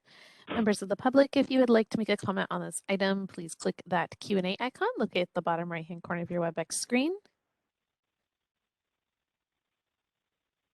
All right, and it appears there are no requests for public comment. Would you like me to close that Q&A panel? Yes, please. Thank you. With the public comment received and committee recommendation, we'll take a vote. Maria, how do you vote? Yes. Thank you, Maria. Jake? Yes. Thank you, Jake. Kula? Yes. Thank you, Kula. Jason? Abstain. Thank you, Jason. Cheryl? Yes. Thank you, Cheryl. Indira? Yes. Thank you, Indira. Jose? Yes. Thank you, Jose. Debbie? Yes. Thank you, Debbie, and I vote yes. The motion passes. Moving to the Assembly Bill 2948, would require the board to send a closure letter to a complainant within 60 days of the closure of the investigation. I agree with the staff recommendation to establish a support position, but also note that given the measure has not been scheduled for hearing, it is possible that it will not move this year. The committee is recommending a support position. Members, any comments or thoughts? Okay, hearing none, we'll go for public comment in Sacramento. Public comment in LA. None at this time. Thank you, Jose. Public comment for Webex. This is the moderator, and at the direction of the board, I've opened up the Q&A feature for public comment. Members of the public, if you would like to make a comment on this item, please click that Q&A icon located at the bottom right-hand corner of your Webex screen or use the raise hand feature. All right, and seeing none, would you like me to close that Q&A panel? Yes, please. Thank you, Sarah. With a public comment and committee recommendation, we'll take a vote. Maria, how do you vote? Yes. Thank you, Maria. Jake? Yes. Thank you, Jake. Kula? Yes. Thank you, Kula. Jason? Abstain. Thank you, Jason. Cheryl? Yes. Thank you, Cheryl. Indira? Yes. Thank you, Indira. Jose? Yes. Thank you, Jose. Debbie? Yes. Thank you, Debbie, and I vote yes. The motion passes. Next one is Senate Bill 731, Gerazzo, Criminal Records Relief. Under existing law effective July 1, 2022, the Department of Justice is required to review arrest records on a monthly basis to identify arrest and conviction records that are eligible for record relief under specified conditions. This measure would make the current provisions effective for arrests that occurred on or after January 1, 2021, and would expand many of the provisions to include any felony arrest or conviction under specified conditions. Further, the measure would prohibit state or federal summary criminal history information from including records of arrests or convictions that were granted relief unless the records require the record holder to register as a sex offender or other conditions. The board established on oppose unless amended for the reasons stated in the meeting materials. The board staff was previously advised that the author's office intends to move the bill this year. However, the measure was recently placed on the inactive file. I would suggest no change and request the staff monitor to ensure measure does not move. As a committee, we're recommending no change in the board's opposed position. Members, any thoughts? Okay, we no longer have a public in Sacramento. So Sacramento, we're going to skip public comment in LA. None at this time. Thank you. Public comment for Webex. This is the moderator, and at the direction of the board, I've opened up the Q&A feature for public comment. Members of the public, if you would like to make a comment on this item, please click that Q&A icon located at the bottom right-hand corner of your Webex screen or use the raise hand function. All right, and seeing none, would you like me to close that Q&A feature? Yes, please. Thank you, Sarah.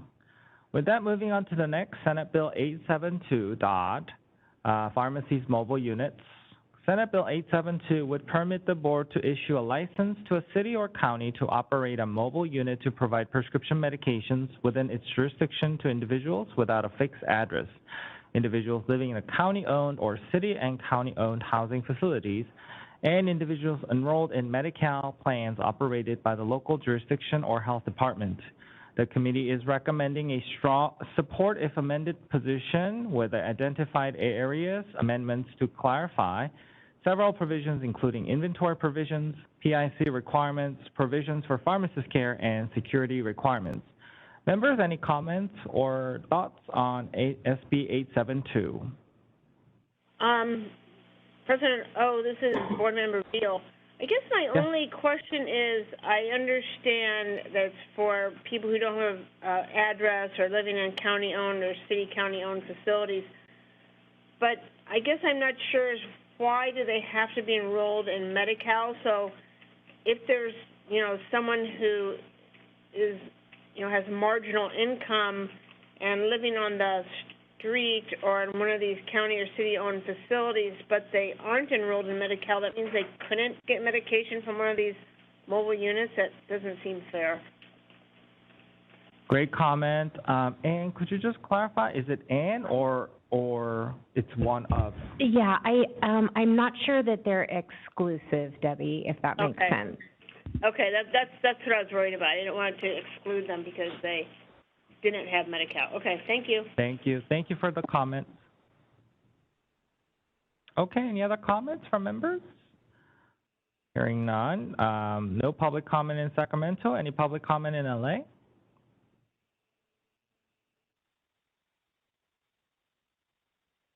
Okay, assume that as a no. We'll go for public comment in Webex. This is the moderator, and at the direction of the board, I have opened up the Q&A feature for public comment. Members of the public, if you would like to make a comment on this item, please click that Q&A icon located at the bottom right-hand corner of your Webex screen or use the raise hand function. All right, and seeing none, would you like me to close that Q&A panel? Yes, please. Thank you, moderator. With a committee recommendation and public comment received, we'll take a roll call vote. Maria, how do you vote? Yes. Thank you, Maria. Jig, how do you vote? Yes. Thank you, Jig. Kula, how do you vote? Yes. Thank you, Kula. Jason, how do you vote? Abstain. Thank you, Jason. Cheryl, how do you vote? Yes. Thank you, Cheryl. Indira, how do you vote? Yes. Thank you, Indira. Jose, how do you vote? Yes. Thank you, Jose. Debbie, how do you vote? Yes. Thank you, Debbie, and I vote yes. The motion passes. Okay, the next one is Senate Bill 958, Lymon, Medication and Patient Safety Act of 2022. SB 958 was amended on April 18, 2022, and has been referred to the Senate Appropriations Committee. The measure, entitled the Medication and Patient Safety Act, seeks to address brown bagging and white bagging. The bill states that it is the intent of the legislature to ensure that infused and injected medications and related services remain available to all Californians who need them. The measure and enforcement of the provisions reside with the Department of Managed Care, Health Care. As a committee, we noted that this is a very complex issue. Public comment received reiterated that the issue is complex.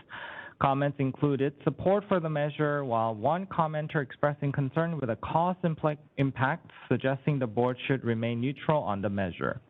Some comments received suggested that the patient care issues stemming from brown bagging and white bagging could be resolved with suppliers and administrators working together. I also would like to note that the board's primary jurisdiction is medication safety and patient and consumer protection. While I understand the potential cost implications raised, I believe the board must seek to support legislation that would look at ensuring the highest level of patient safety.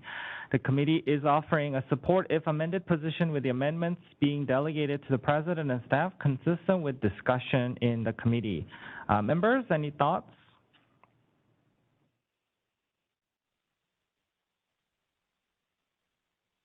Okay, hearing none, we're going to go for no public comment in Sacramento. So any public comment in Los Angeles? Yes, we have a member from the public walking up now. Okay, thank you. Hi, this is Steve Gray. I spoke about this at the committee meeting. I just want to reemphasize that it would be really easy to underestimate the cost if this bill were enacted. It has not been priced yet by the state government, the office. It's sitting in appropriations, but this bill could result in literally billions of extra dollars for all across all aspects of health care for California. That means Medi-Cal, which has over 50% of the children, adults over 30%, CalPERS, union trust funds, employers would be hit with hard costs and may have to give up having coverage for their employees. I believe that, like I said, I do not support brown bagging at all for these types of drugs. But white bagging has been processed for years. There have been minimal problems with it for years. I believe that the real issue here is who's going to profit from this, and wait to see what the cost comes out. So I would hope that the board would work, if the board wants to support it, would work with the author, because I think the board has jurisdiction. If the hospital or clinic has a problem, the pharmacies that supply that medication are all under the jurisdiction of the Board of Pharmacy, and if they need help with issues of delivery and so forth, it could be modified to have maximum delivery times, like is already provided in the law and regulations for long-term care facilities and so forth, which don't have their own pharmacies. So I believe that it is not yet time to use this so-called nuclear option on white bagging. Thank you very much. Thank you, Dr. Gray, for your comment. Any other public comment in LA? No further comments from Los Angeles. Okay, thank you, Jose. And then we'll open up for Webex. Sarah? This is the moderator, and at the direction of the board, I've opened up the Q&A feature for public comment. Members of the public, if you would like to make a comment on this item, please click that Q&A icon located at the bottom right-hand corner of your Webex screen, or use the raise hand function. And I do see an individual who has requested public comment, individual identified as John Grubbs. And John, you'll be given 2 minutes to speak and a 10-second warning. I'm requesting to unmute your microphone now.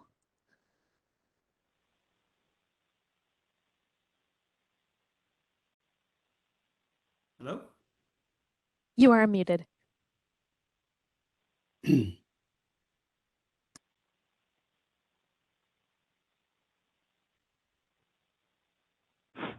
One moment. I think Mr. Grubbs accidentally muted himself, so let me request to unmute one more time. How's that? All right, we can hear you. Thank you. Okay, so sorry. Thank you for the opportunity to speak. My name is John Grubbs. I'm the Chief Pharmacy Officer for the University of California Health, representing the 6 University of California medical centers. And the University of California has a position of support on this bill. We feel like it's critical to ensuring the safety of our patients who are receiving infusions and drugs administered in our ambulatory care areas and hospitals. And so, again, we strongly support this bill. Thank you. Thank you, Dr. Grubbs.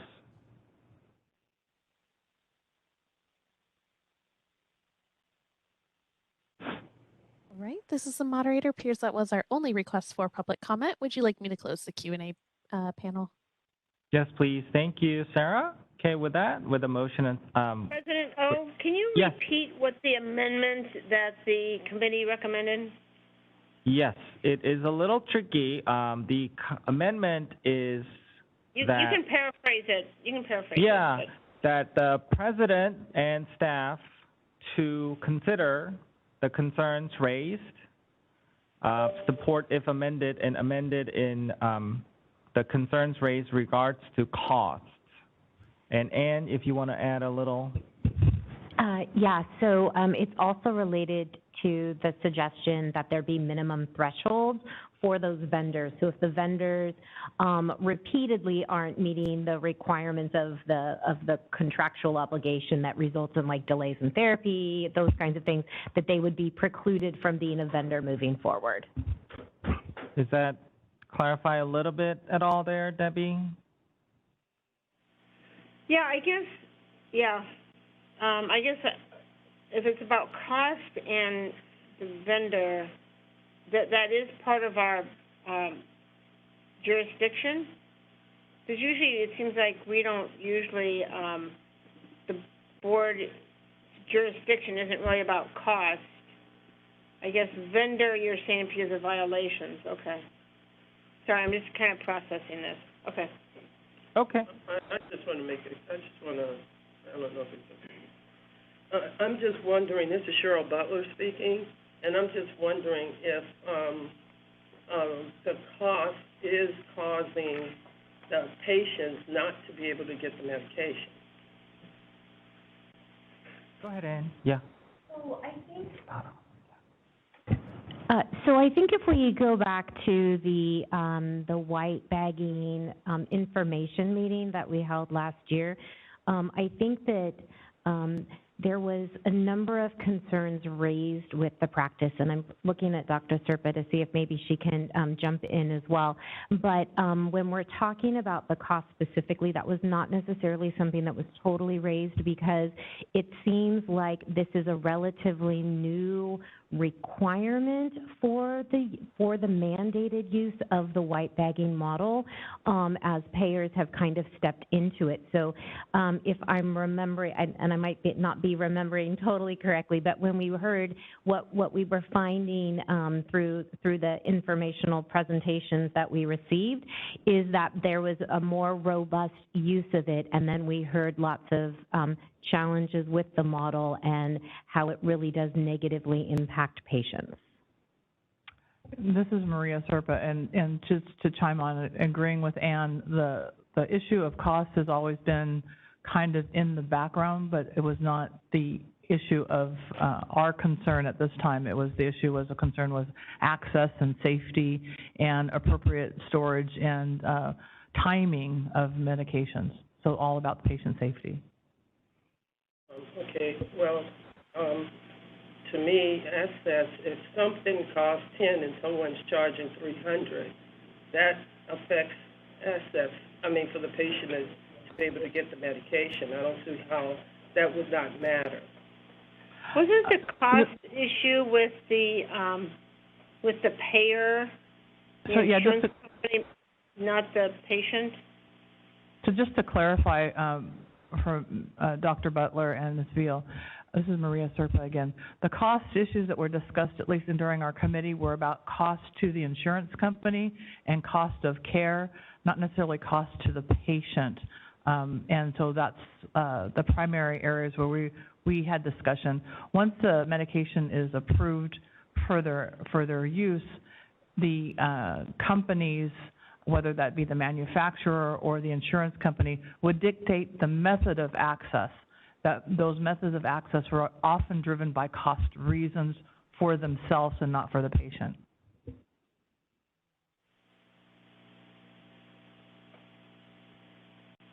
So depending on the price, then the insurance would not pay for it? No, it was more that it was going to,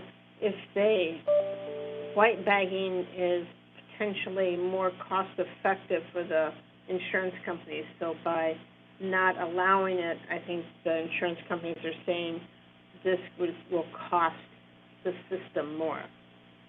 But it's not so much the patient or access to the drug, it's access to the service. Because they want to, white bagging says, if you're getting this, and Maria, you can definitely correct me if I'm wrong, but if you want to get this XYZ specialty medication or infusion, you have to get it through this pharmacy and not necessarily the pharmacy that's associated with the hospital where you're actually getting infused. Okay. So That's correct. So this pharmacy ships it over to this hospital. They have to store it, and then when you get there, they have to find it and then administer it to you. This is Maria. That's correct. White bagging and brown bagging typically don't include the scope of approvals or what's covered or what's not covered. It's all about once it's approved, how does the patient get access to it, and dictating the manner of access and the locations to be cost effective to the insurance company. I hope that helps, Cheryl. It does. Thank you. Yeah. If I remember right, Maria, brown bagging is when the patient picks it up and they bring it to the hospital, and white bagging is when the medication's delivered to the hospital, right? Right, yes. Well, Maria, you can answer, yeah. Go ahead. Essentially, a little bit, not exactly, but it's essentially an accurate statement.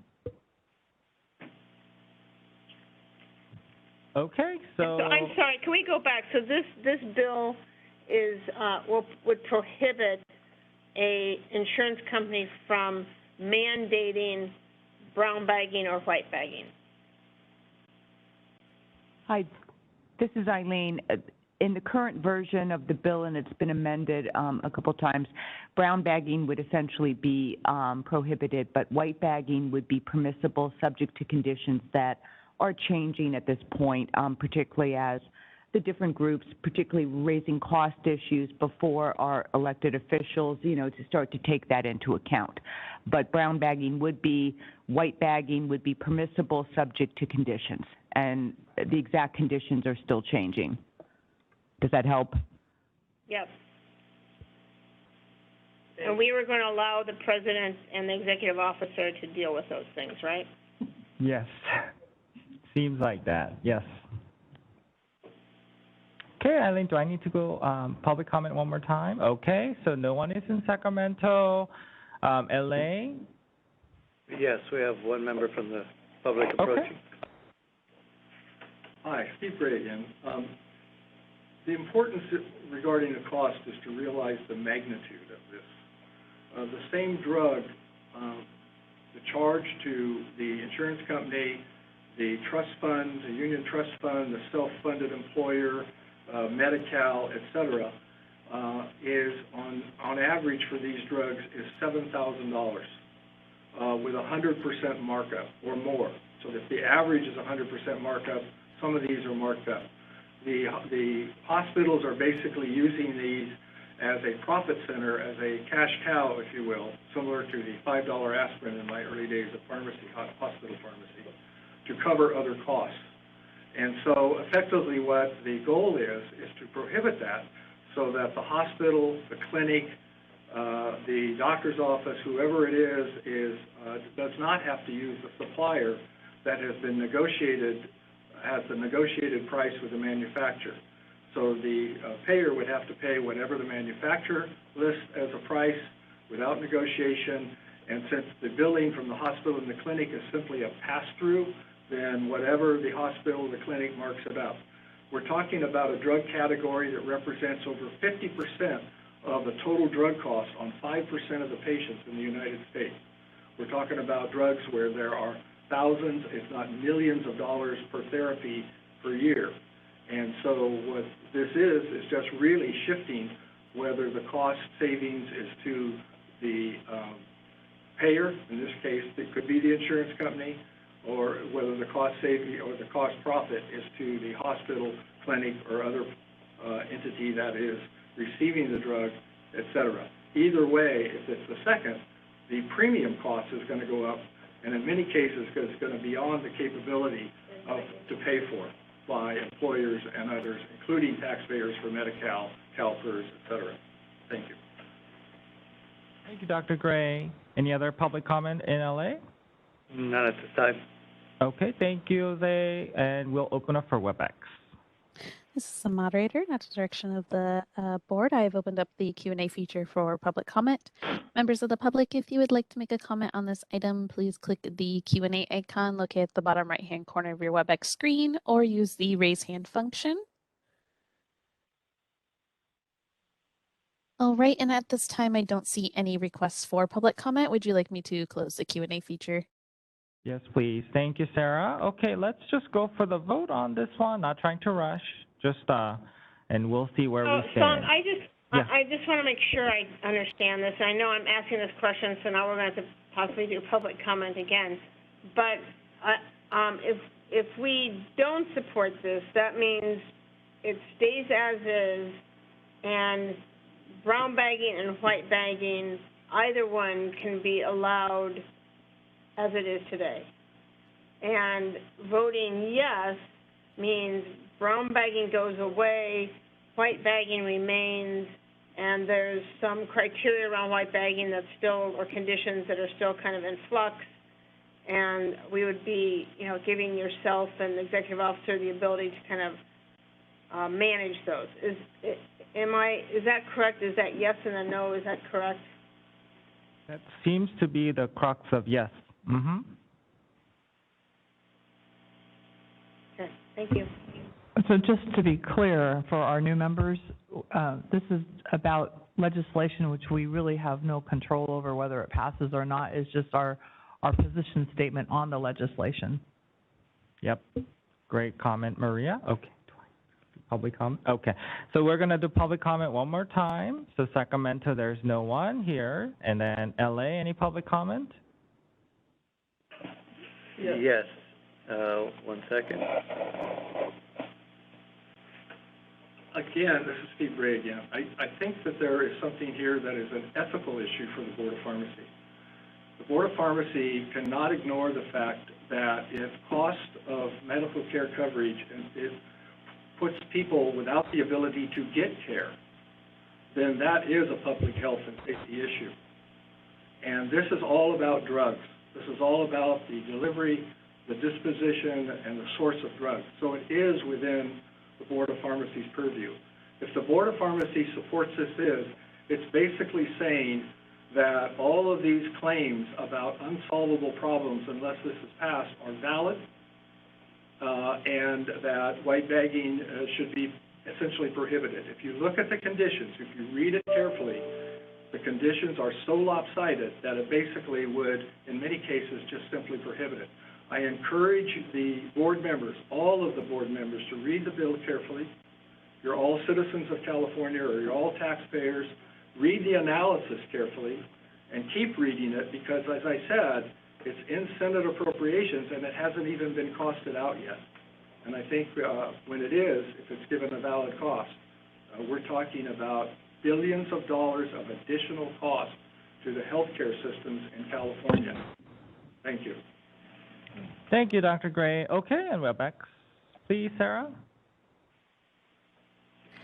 This is the moderator.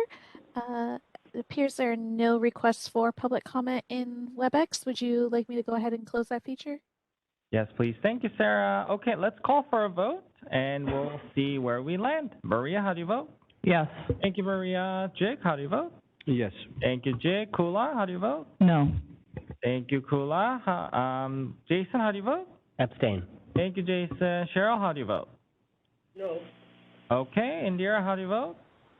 No. No? No. Okay. Jose, how do you vote? No. Okay. Debbie, how do you vote? No. Okay. All right. With the motion fails. So, I'll vote yes. But doesn't matter at this point, but I'll vote yes. Okay. With that, do we have any? Okay. Mr. President, yes.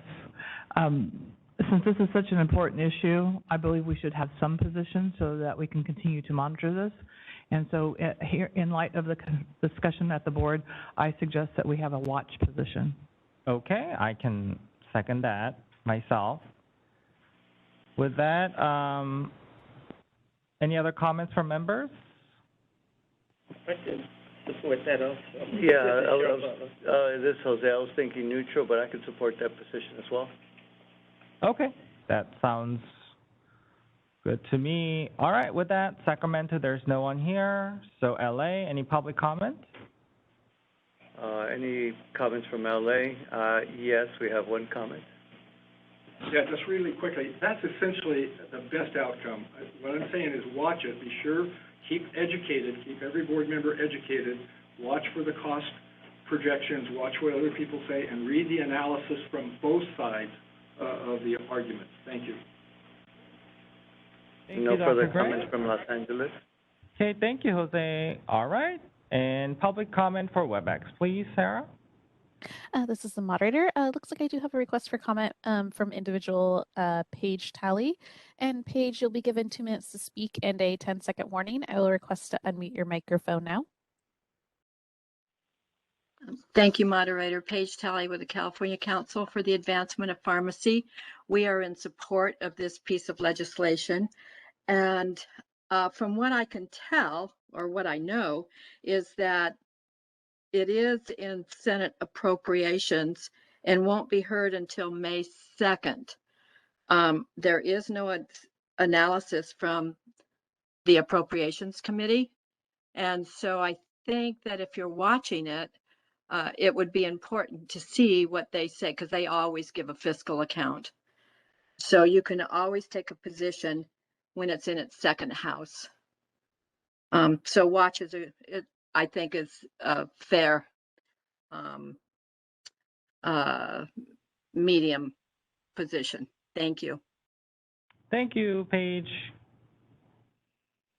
All right, this is the moderator. Appears there are no further requests for public comment. Would you like me to close that Q&A panel? Yes, please. Thank you.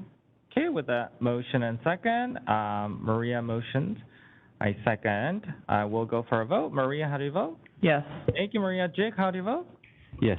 Thank you, Jake. Kula, how do you vote? Yes. Thank you, Kula. Jason, how do you vote? Abstain. Thank you, Jason. Cheryl, how do you vote? Yes. Thank you, Cheryl. Indira, how do you vote? Yes. Thank you, Indira. Jose, how do you vote? Yes. Thank you, Jose. Debbie, how do you vote? Yes. Thank you, Debbie, and I vote yes. The motion passes. Okay, moving on to the next. Senate Bill 988, HUSO. Members, SB 988 would repeal the requirement that a hospital manage a terminal patient's personal use of medical cannabis in the same manner as Schedule 2 through 4 drugs.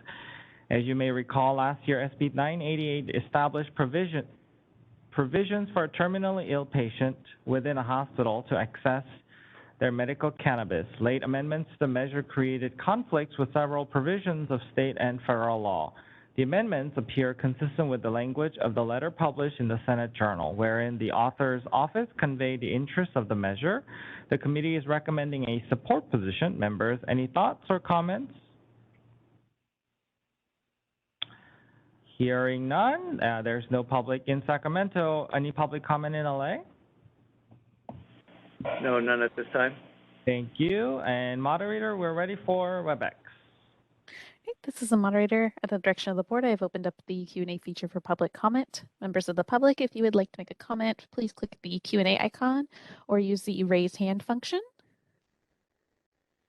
All right, and it appears there are no requests for public comment. Would you like me to close the Q&A feature? Yes, please. Thank you, Sarah. Okay, with that, we're going to go for public comment, and we'll go for a vote. Maria, how do you vote? Yes. Thank you, Maria. Jake, how do you vote? Yes. Thank you, Jake. Kula, how do you vote? Yes. Thank you, Kula. Jason? Abstain. Thank you, Jason. Cheryl, how do you vote? Yes. Thank you, Cheryl. Indira, how do you vote? Yes. Thank you, Indira. Jose, how do you vote? Yes. Thank you, Jose. Debbie, how do you vote? Yes. Thank you, Debbie, and I vote yes. The motion passes. Moving on to the next item is Senate Bill 1031, Ochoa Bogue. SB 1031 would reduce the renewal for an inactive license to be 50% of the renewal of an active license unless the board established a lower fee. The measure recently passed out of the Business and Professions Committee and was referred to Senate Appropriations Committee. The committee is recommending a watch position. Also, staff will review the measure to confirm this measure does not impact the board's provisions in Business and Professions Code Section 4231. I note that this measure would reduce our revenue by about $250,000 annually. Members, any comments?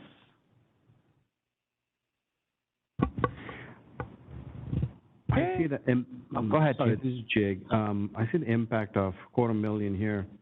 Now, if the cost is reduced, would more folks be interested in keeping their license active and fill up the gap? Just a thought. That's a good thought. And also during the pandemic, you know, a lot of retired pharmacists or came into the workforce and helped. So it was a blessing to have more inactive license that could become active, having that they have continued to keep up with their CE requirements, et cetera. So I don't know, I see benefit in theirs, but obviously it's a lot. This is Board Member Veal, but if you reduce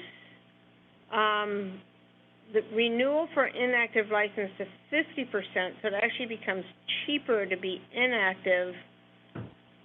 Didn't you say, Jig, that this would keep more people active? I think this would maybe encourage people to become inactive.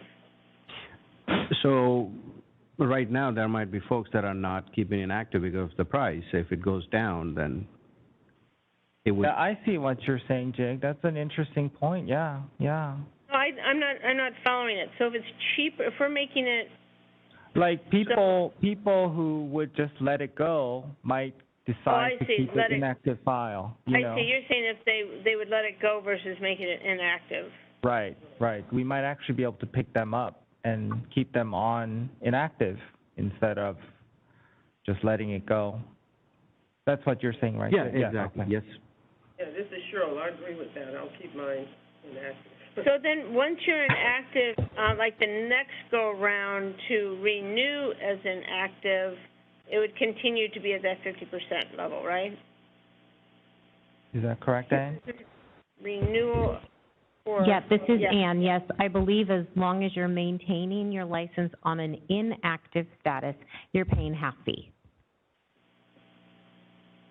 And I mean, is there any reason work-wise that is an inactive license cheaper for us to have in-house? So, I mean, does it require just the same amount of labor as an active license to, as far as renewals? Yeah, correct. Typically, yeah, typically, well, we do, our CE compliance is confirmed by audit. So we don't, we don't audit 100% of people that are licensed. So I'm not quite sure that there'll be a reduction in staff workload. There will be some programming costs probably to incur to make the system changes necessary to do this. Okay, so you're saying it'll cost us the same amount. We'll be collecting 50% less, but it'll cost the same amount effectively to renew an inactive versus to renew an active license. Yeah, should it be helpful? Typically, the renewal fees are not covering the cost of actually processing the renewal. The renewal fees typically cover the cost to regulate the profession. So your enforcement-related costs and all of those kinds of things are covered in the renewal. So I think the policy argument could be made that as they are on an inactive status, they are not practicing, and maybe then they don't need to be bearing some of those enforcement-related costs, or maybe not at the same share. I think that could be, like, I'm not trying to advocate one way or the other, just trying to explain how some of the policy, like what some of that policy argument could be. And I think that there may be some programs that already have a reduced rate for licenses that are inactive, but we are not one of them. And just also to clarify, there is only 2 of our license types that require CE. That's a pharmacist and an advanced practice pharmacist. So that's really where the loss in revenue would occur. Got it. Thank you. Okay. Any other member comments? All right. We'll open up for public comment. No one is in Sacramento, so we'll go to public comment in LA. None at this time. Thank you, Jose. And then we'll open up for public comment in Webex. This is the moderator, and at the direction of the board, I've opened up the Q&A feature for public comment. Members of the public, if you would like to make a comment, please click the Q&A icon located at the bottom right-hand corner of your Webex screen, or use the raise hand function. And as a reminder for our call-in users, you can use the raise hand function by pressing *3 on your device. I'll pause a quick moment to allow the public time to access that Q&A panel and submit their requests.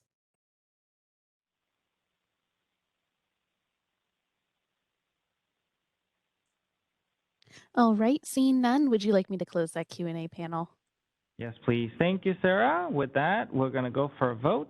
Maria, how do you vote? Yes.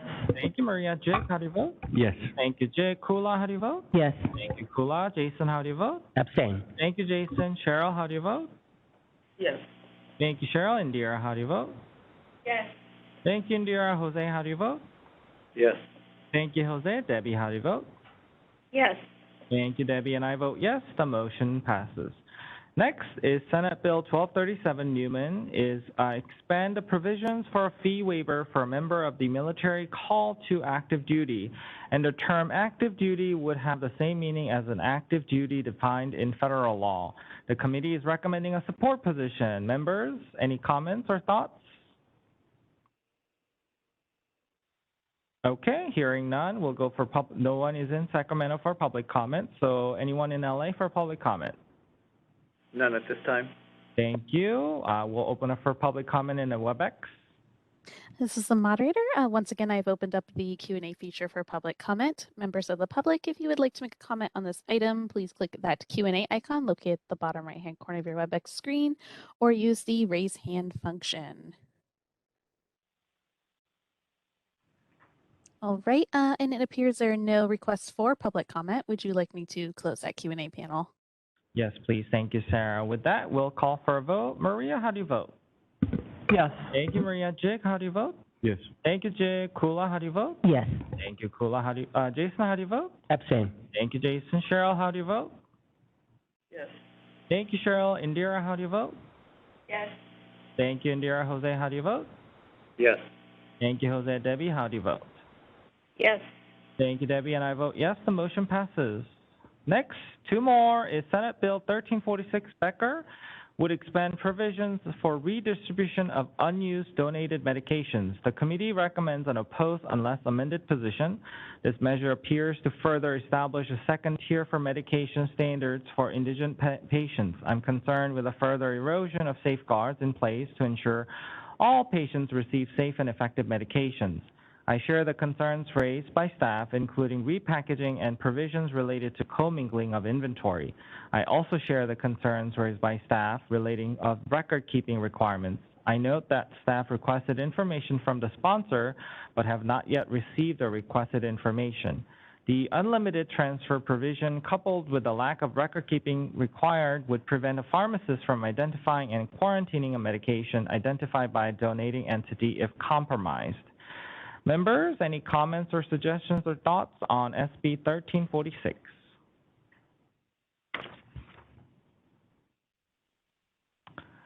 Not hearing any, we'll go for public comment in Sacramento. No one is here, so we'll go for public comment in LA.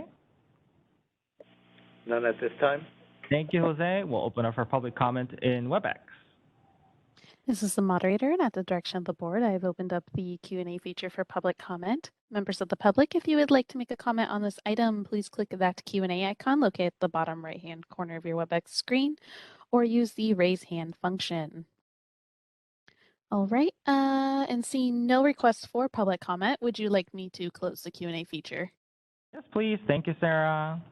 With a committee recommendation and public comment, we'll take a roll call vote. Maria, how do you vote? Yes. Thank you, Maria. Jake, how do you vote? Yes. Thank you, Jake. Kula, how do you vote? Yes. Thank you, Kula. Jason, how do you vote? Abstain. Thank you, Jason. Cheryl, how do you vote? Yes. Thank you, Cheryl. Indira, how do you vote? Yes. Thank you, Indira. Jose, how do you vote? Yes. Thank you, Jose. Debbie, how do you vote? Yes. Thank you, Debbie, and I vote yes. The motion passes. Next is Senate Bill 1365, would require the board to post on its website a list of criteria used to evaluate applicants with criminal convictions as specified. Further, it would require the department to develop a process for each board to use in verifying applicant information and performing background checks. The measure would require applicants with convictions to provide certified court documents instead of listing convictions on the application, and would require a board to develop an informal appeals procedure to appeal a license denial. The committee is suggesting that a position is not necessary for this measure. Staff included significant comments about the board's current substantial relationship regulations. If the measure passes, it is most likely that once established, legislative changes would be needed to establish an informal appeals procedure. Regulations may also be necessary. Members, any comments? Hearing none, we'll go for public comment in Sacramento. There is no one, so we'll go for public comment in LA. None at this time. Thank you, Jose. Any public comment in Webex, Sarah? This is the moderator, and at the direction of the board, I've opened up the Q&A feature for public comment.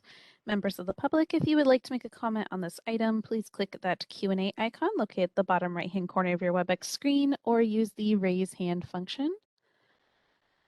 All right, and at this time, it appears there are no requests for public comment. Would you like me to close that Q&A panel?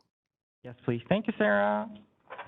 Okay, with that, we are through our legislative. portion. Maria, did you want to say something? No, I guess that's existing position. Oh, yeah. No position. Yeah, okay. All right. With that, we're done with legislations. We're moving on to regulations of all portions.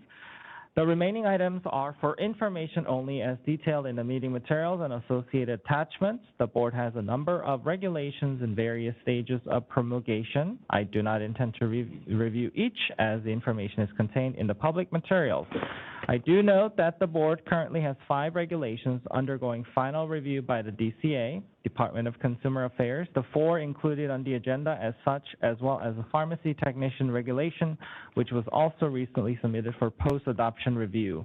The board has 3 regulations undergoing pre-notice review by DCA, and 4 regulations are with staff to draft the necessary rulemaking documents. Any questions or comments, members?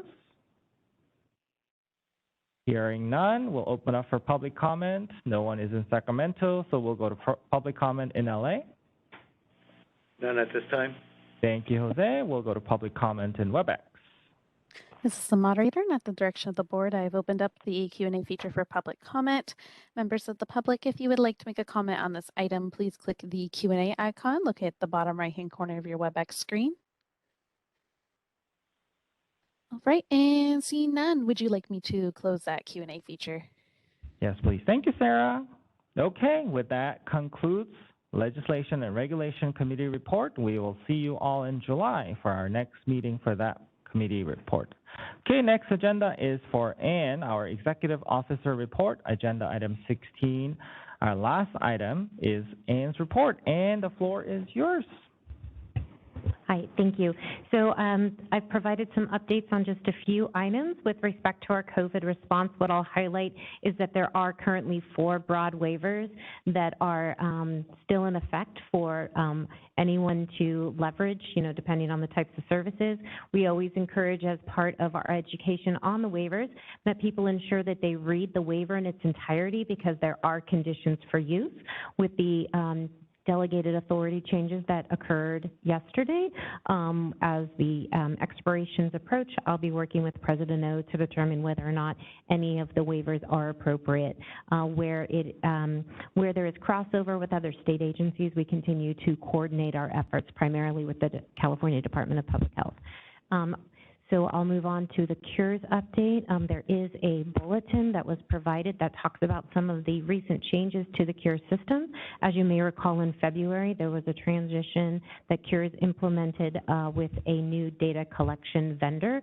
So that occurred in February. More recently, there have been changes to the authority for delegate functionality within the Cures system. There are regulations that support that use that I believe are still in process, so I don't believe that they've been finalized, but are under review by the Office of Administrative Law. Also provided are the pass rates. We provide this information about once every 6 months, and it provides the pass rate information for both the California specific exam as well as the NAPLEX exam. And when you look at the data, you'll notice that we break it down by California and also by school. You'll notice that there's been a decrease in both the pass rate for the CPJE as well as the NAPLEX over the 6-month reporting period. And then the last thing that we have included for this executive officer report are the licensing statistics. So typically, these would be reported through the licensing committee. However, the licensing committee convened its technician summit this past quarter. So to provide transparency with respect to the processing times and overall workload, we have included it here. So that is included in attachment 2. We provide comparisons of our processing times from the last reporting to this reporting period. And I'm hopeful that you all have noticed that the processing times for several areas of our licensing unit have improved. Our licensing staff have just been working very hard. We've been successful in filling some of our vacant positions, and with the onboarding of staff, those processing times are starting to get closer to what we are more accustomed to. And I will tell you that anecdotally, we have received, positive feedback on that as well. So unless there's questions, I will conclude my report. Thank you for your time. Thank you, and as always, I cannot thank you enough for your tireless dedication to California consumers and all the work you do.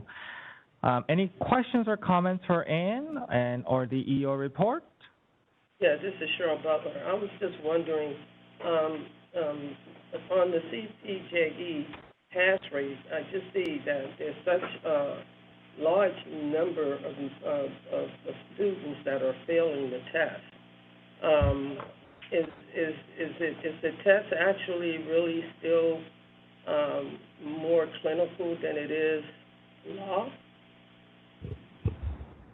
Hi, Cheryl. So can't go into too much. I can talk in general terms.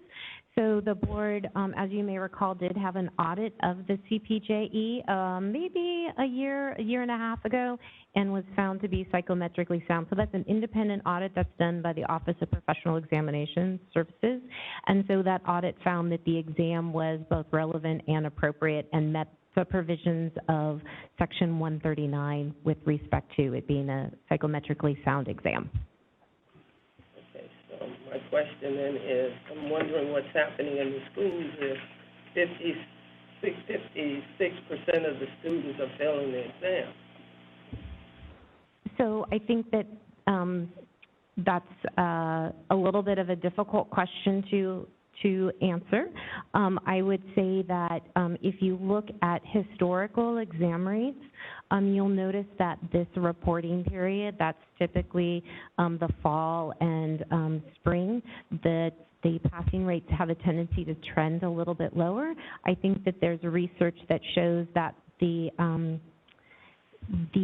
likelihood of passing or the success with the exam does increase if you're taking it closer to graduation date. So for potentially students that have waited a longer period of time to take that, they have as far as I understand from the research, they their pass rates seem to reduce a little bit. I think there's also been some information that's been released that's been talking a little bit about maybe learning loss that has occurred through COVID, where schools really had to transition and remote learning happened, and so that could also be a factor. I don't think that there's a single issue. We know that our exam is psychometrically sound. We know because we did that, so we have to look at lots of other factors out there. We do have a lot of information on our website, including our content outline that's available for everyone. It's on our website, and it's included to all students, and so all of that information is intended to help people. Thank you. Okay, thank you, Cheryl, for the comment. Any other member comments? Okay, we'll open up for public comment in Sacramento. No one is here. Public comment in LA. None at this time. Thank you, Jose. Public comment for Webex. This is the moderator, and at the direction of the board, I have opened up the Q&A feature for public comment. Members of the public, if you would like to make a comment on this item, please click that Q&A icon located at the bottom right-hand corner of your Webex screen, or use the raise hand function. All right, and it does look like we have one individual who has requested public comment. Daniel Robinson, you'll be given 2 minutes to speak and a 10-second warning. I will request to unmute your microphone now.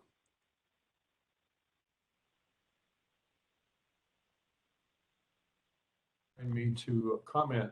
I do appreciate the board member raising the question about the low passing rates on CPJE. And I just wonder, it does seem that we have a disconnect between what the Accreditation Council on Pharmacy Education expectations are and their accreditation standards, and a disconnect between the National Association Boards of Pharmacy and accreditation standards. We're training graduates to practice pharmacy based on national guidelines, and in some way we seem to be missing the boat when it comes to trying to meet the expectations of the Board of Pharmacy. I've been writing exams for all of my professional life. And whenever we see an exam question that performs, when you have 50% of the exam takers failing that question or not answering the question correctly, that raises red flags. And you look at that question and you say, well, it's either a bad question or it's an inappropriate question. Maybe it's not the right question for an entry-level practitioner. So I think it does raise the question that there really should be an examination. And even though it was found to be psychometrically sound, there really has not been a workforce analysis done in California for the CPJE since 2014, according to the CPJE 10 seconds. Guidance bulletin. So I think it's an important question. I think we need to look at it, and we need to be talking about what is it that the board wants that we are not providing as educational programs. Thank you. Thank you for your comments, Dr. Robinson. Any other public comments? This is the moderator. Appears there are no further requests for public comment. Would you like me to close that Q&A panel? Yes, please. Thank you, moderator. Okay, so we are about to go in closed session for the day, but before we go to closed session for the day, I'd like to take a few minutes today to recognize a very special board member, Cheryl Butler. She has served for her years of service on the board. Cheryl has been a long-standing member on the board, working hard to help the board achieve its consumer protection mandate. She has been an advocate for what is the right thing to do, and she exemplifies the highest standard this board desires. Cheryl, we would like to present you, I don't know if it made it there yet, with this resolution to thank you for your service to board and to California consumers. During her 9-year tenure on the board, Cheryl served as a member of the Communication and Public Education Committee, the Legislation and Regulation Committee, the Licensing Committee, and the Medication Error Reduction and Workforce Ad Hoc Committee. The resolution states, whereas Lavanza Butler faithfully served as a member for the California State Board of Pharmacy from February 1st, 2013 to April 30th, 2022. Whereas Ms. Butler faithfully served as a member of the Communication and Public Education Committee, member of the Legislation and Regulation Committee, a member of the Licensing Committee, and a member of the Medication Error Reduction and Workforce Committee. Whereas throughout her years of service, she gave tirelessly of herself and her ideas and acted forthrightly and conscientiously, always with the public interest and welfare in mind. And whereas she discharged these important responsibilities in a manner reflecting great credit upon herself and the board, and whereas her colleagues wish to express to her their high esteem and regard.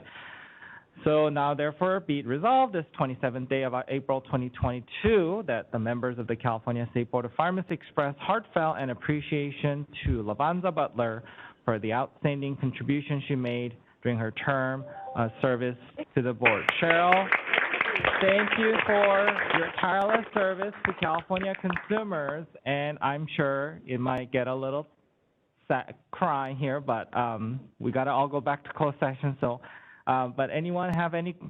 Please jump in, share your appreciation for Cheryl. Hi, this is Debbie. This is Board Member Veal, and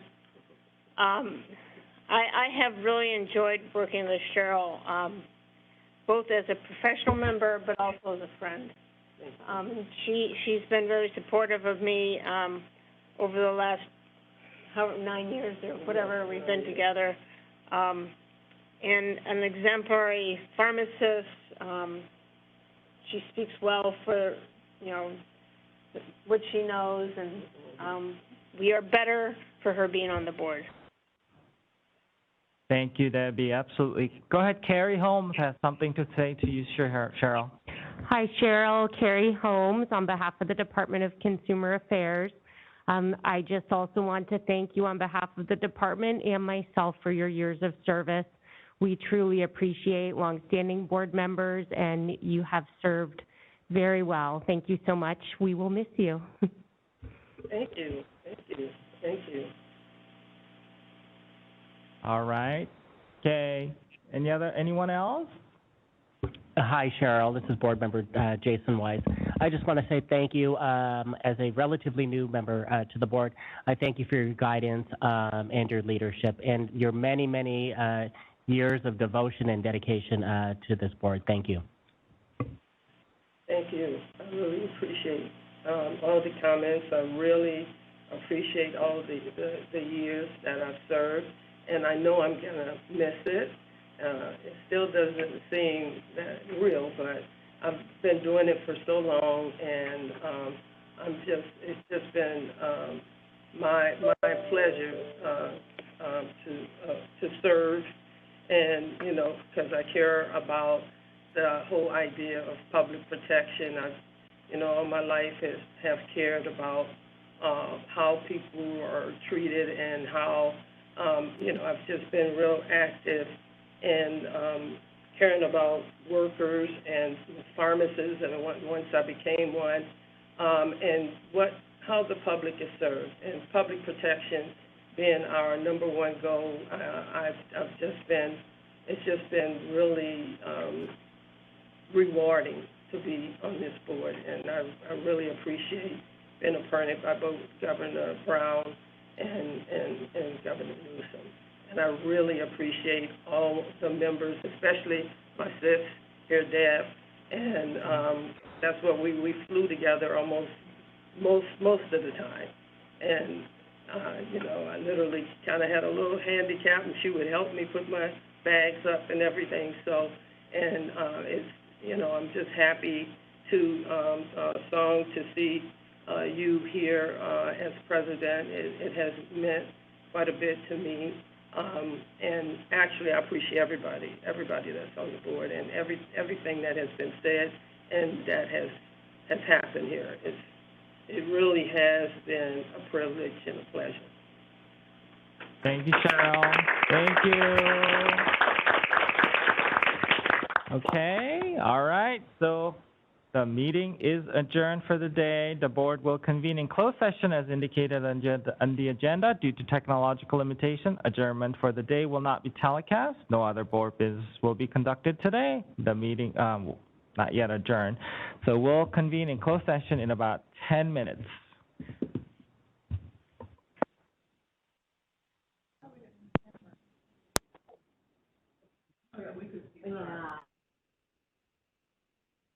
All right, this is the moderator. This concludes the WebEx portion of the meeting. I will be closing it now. Thank you.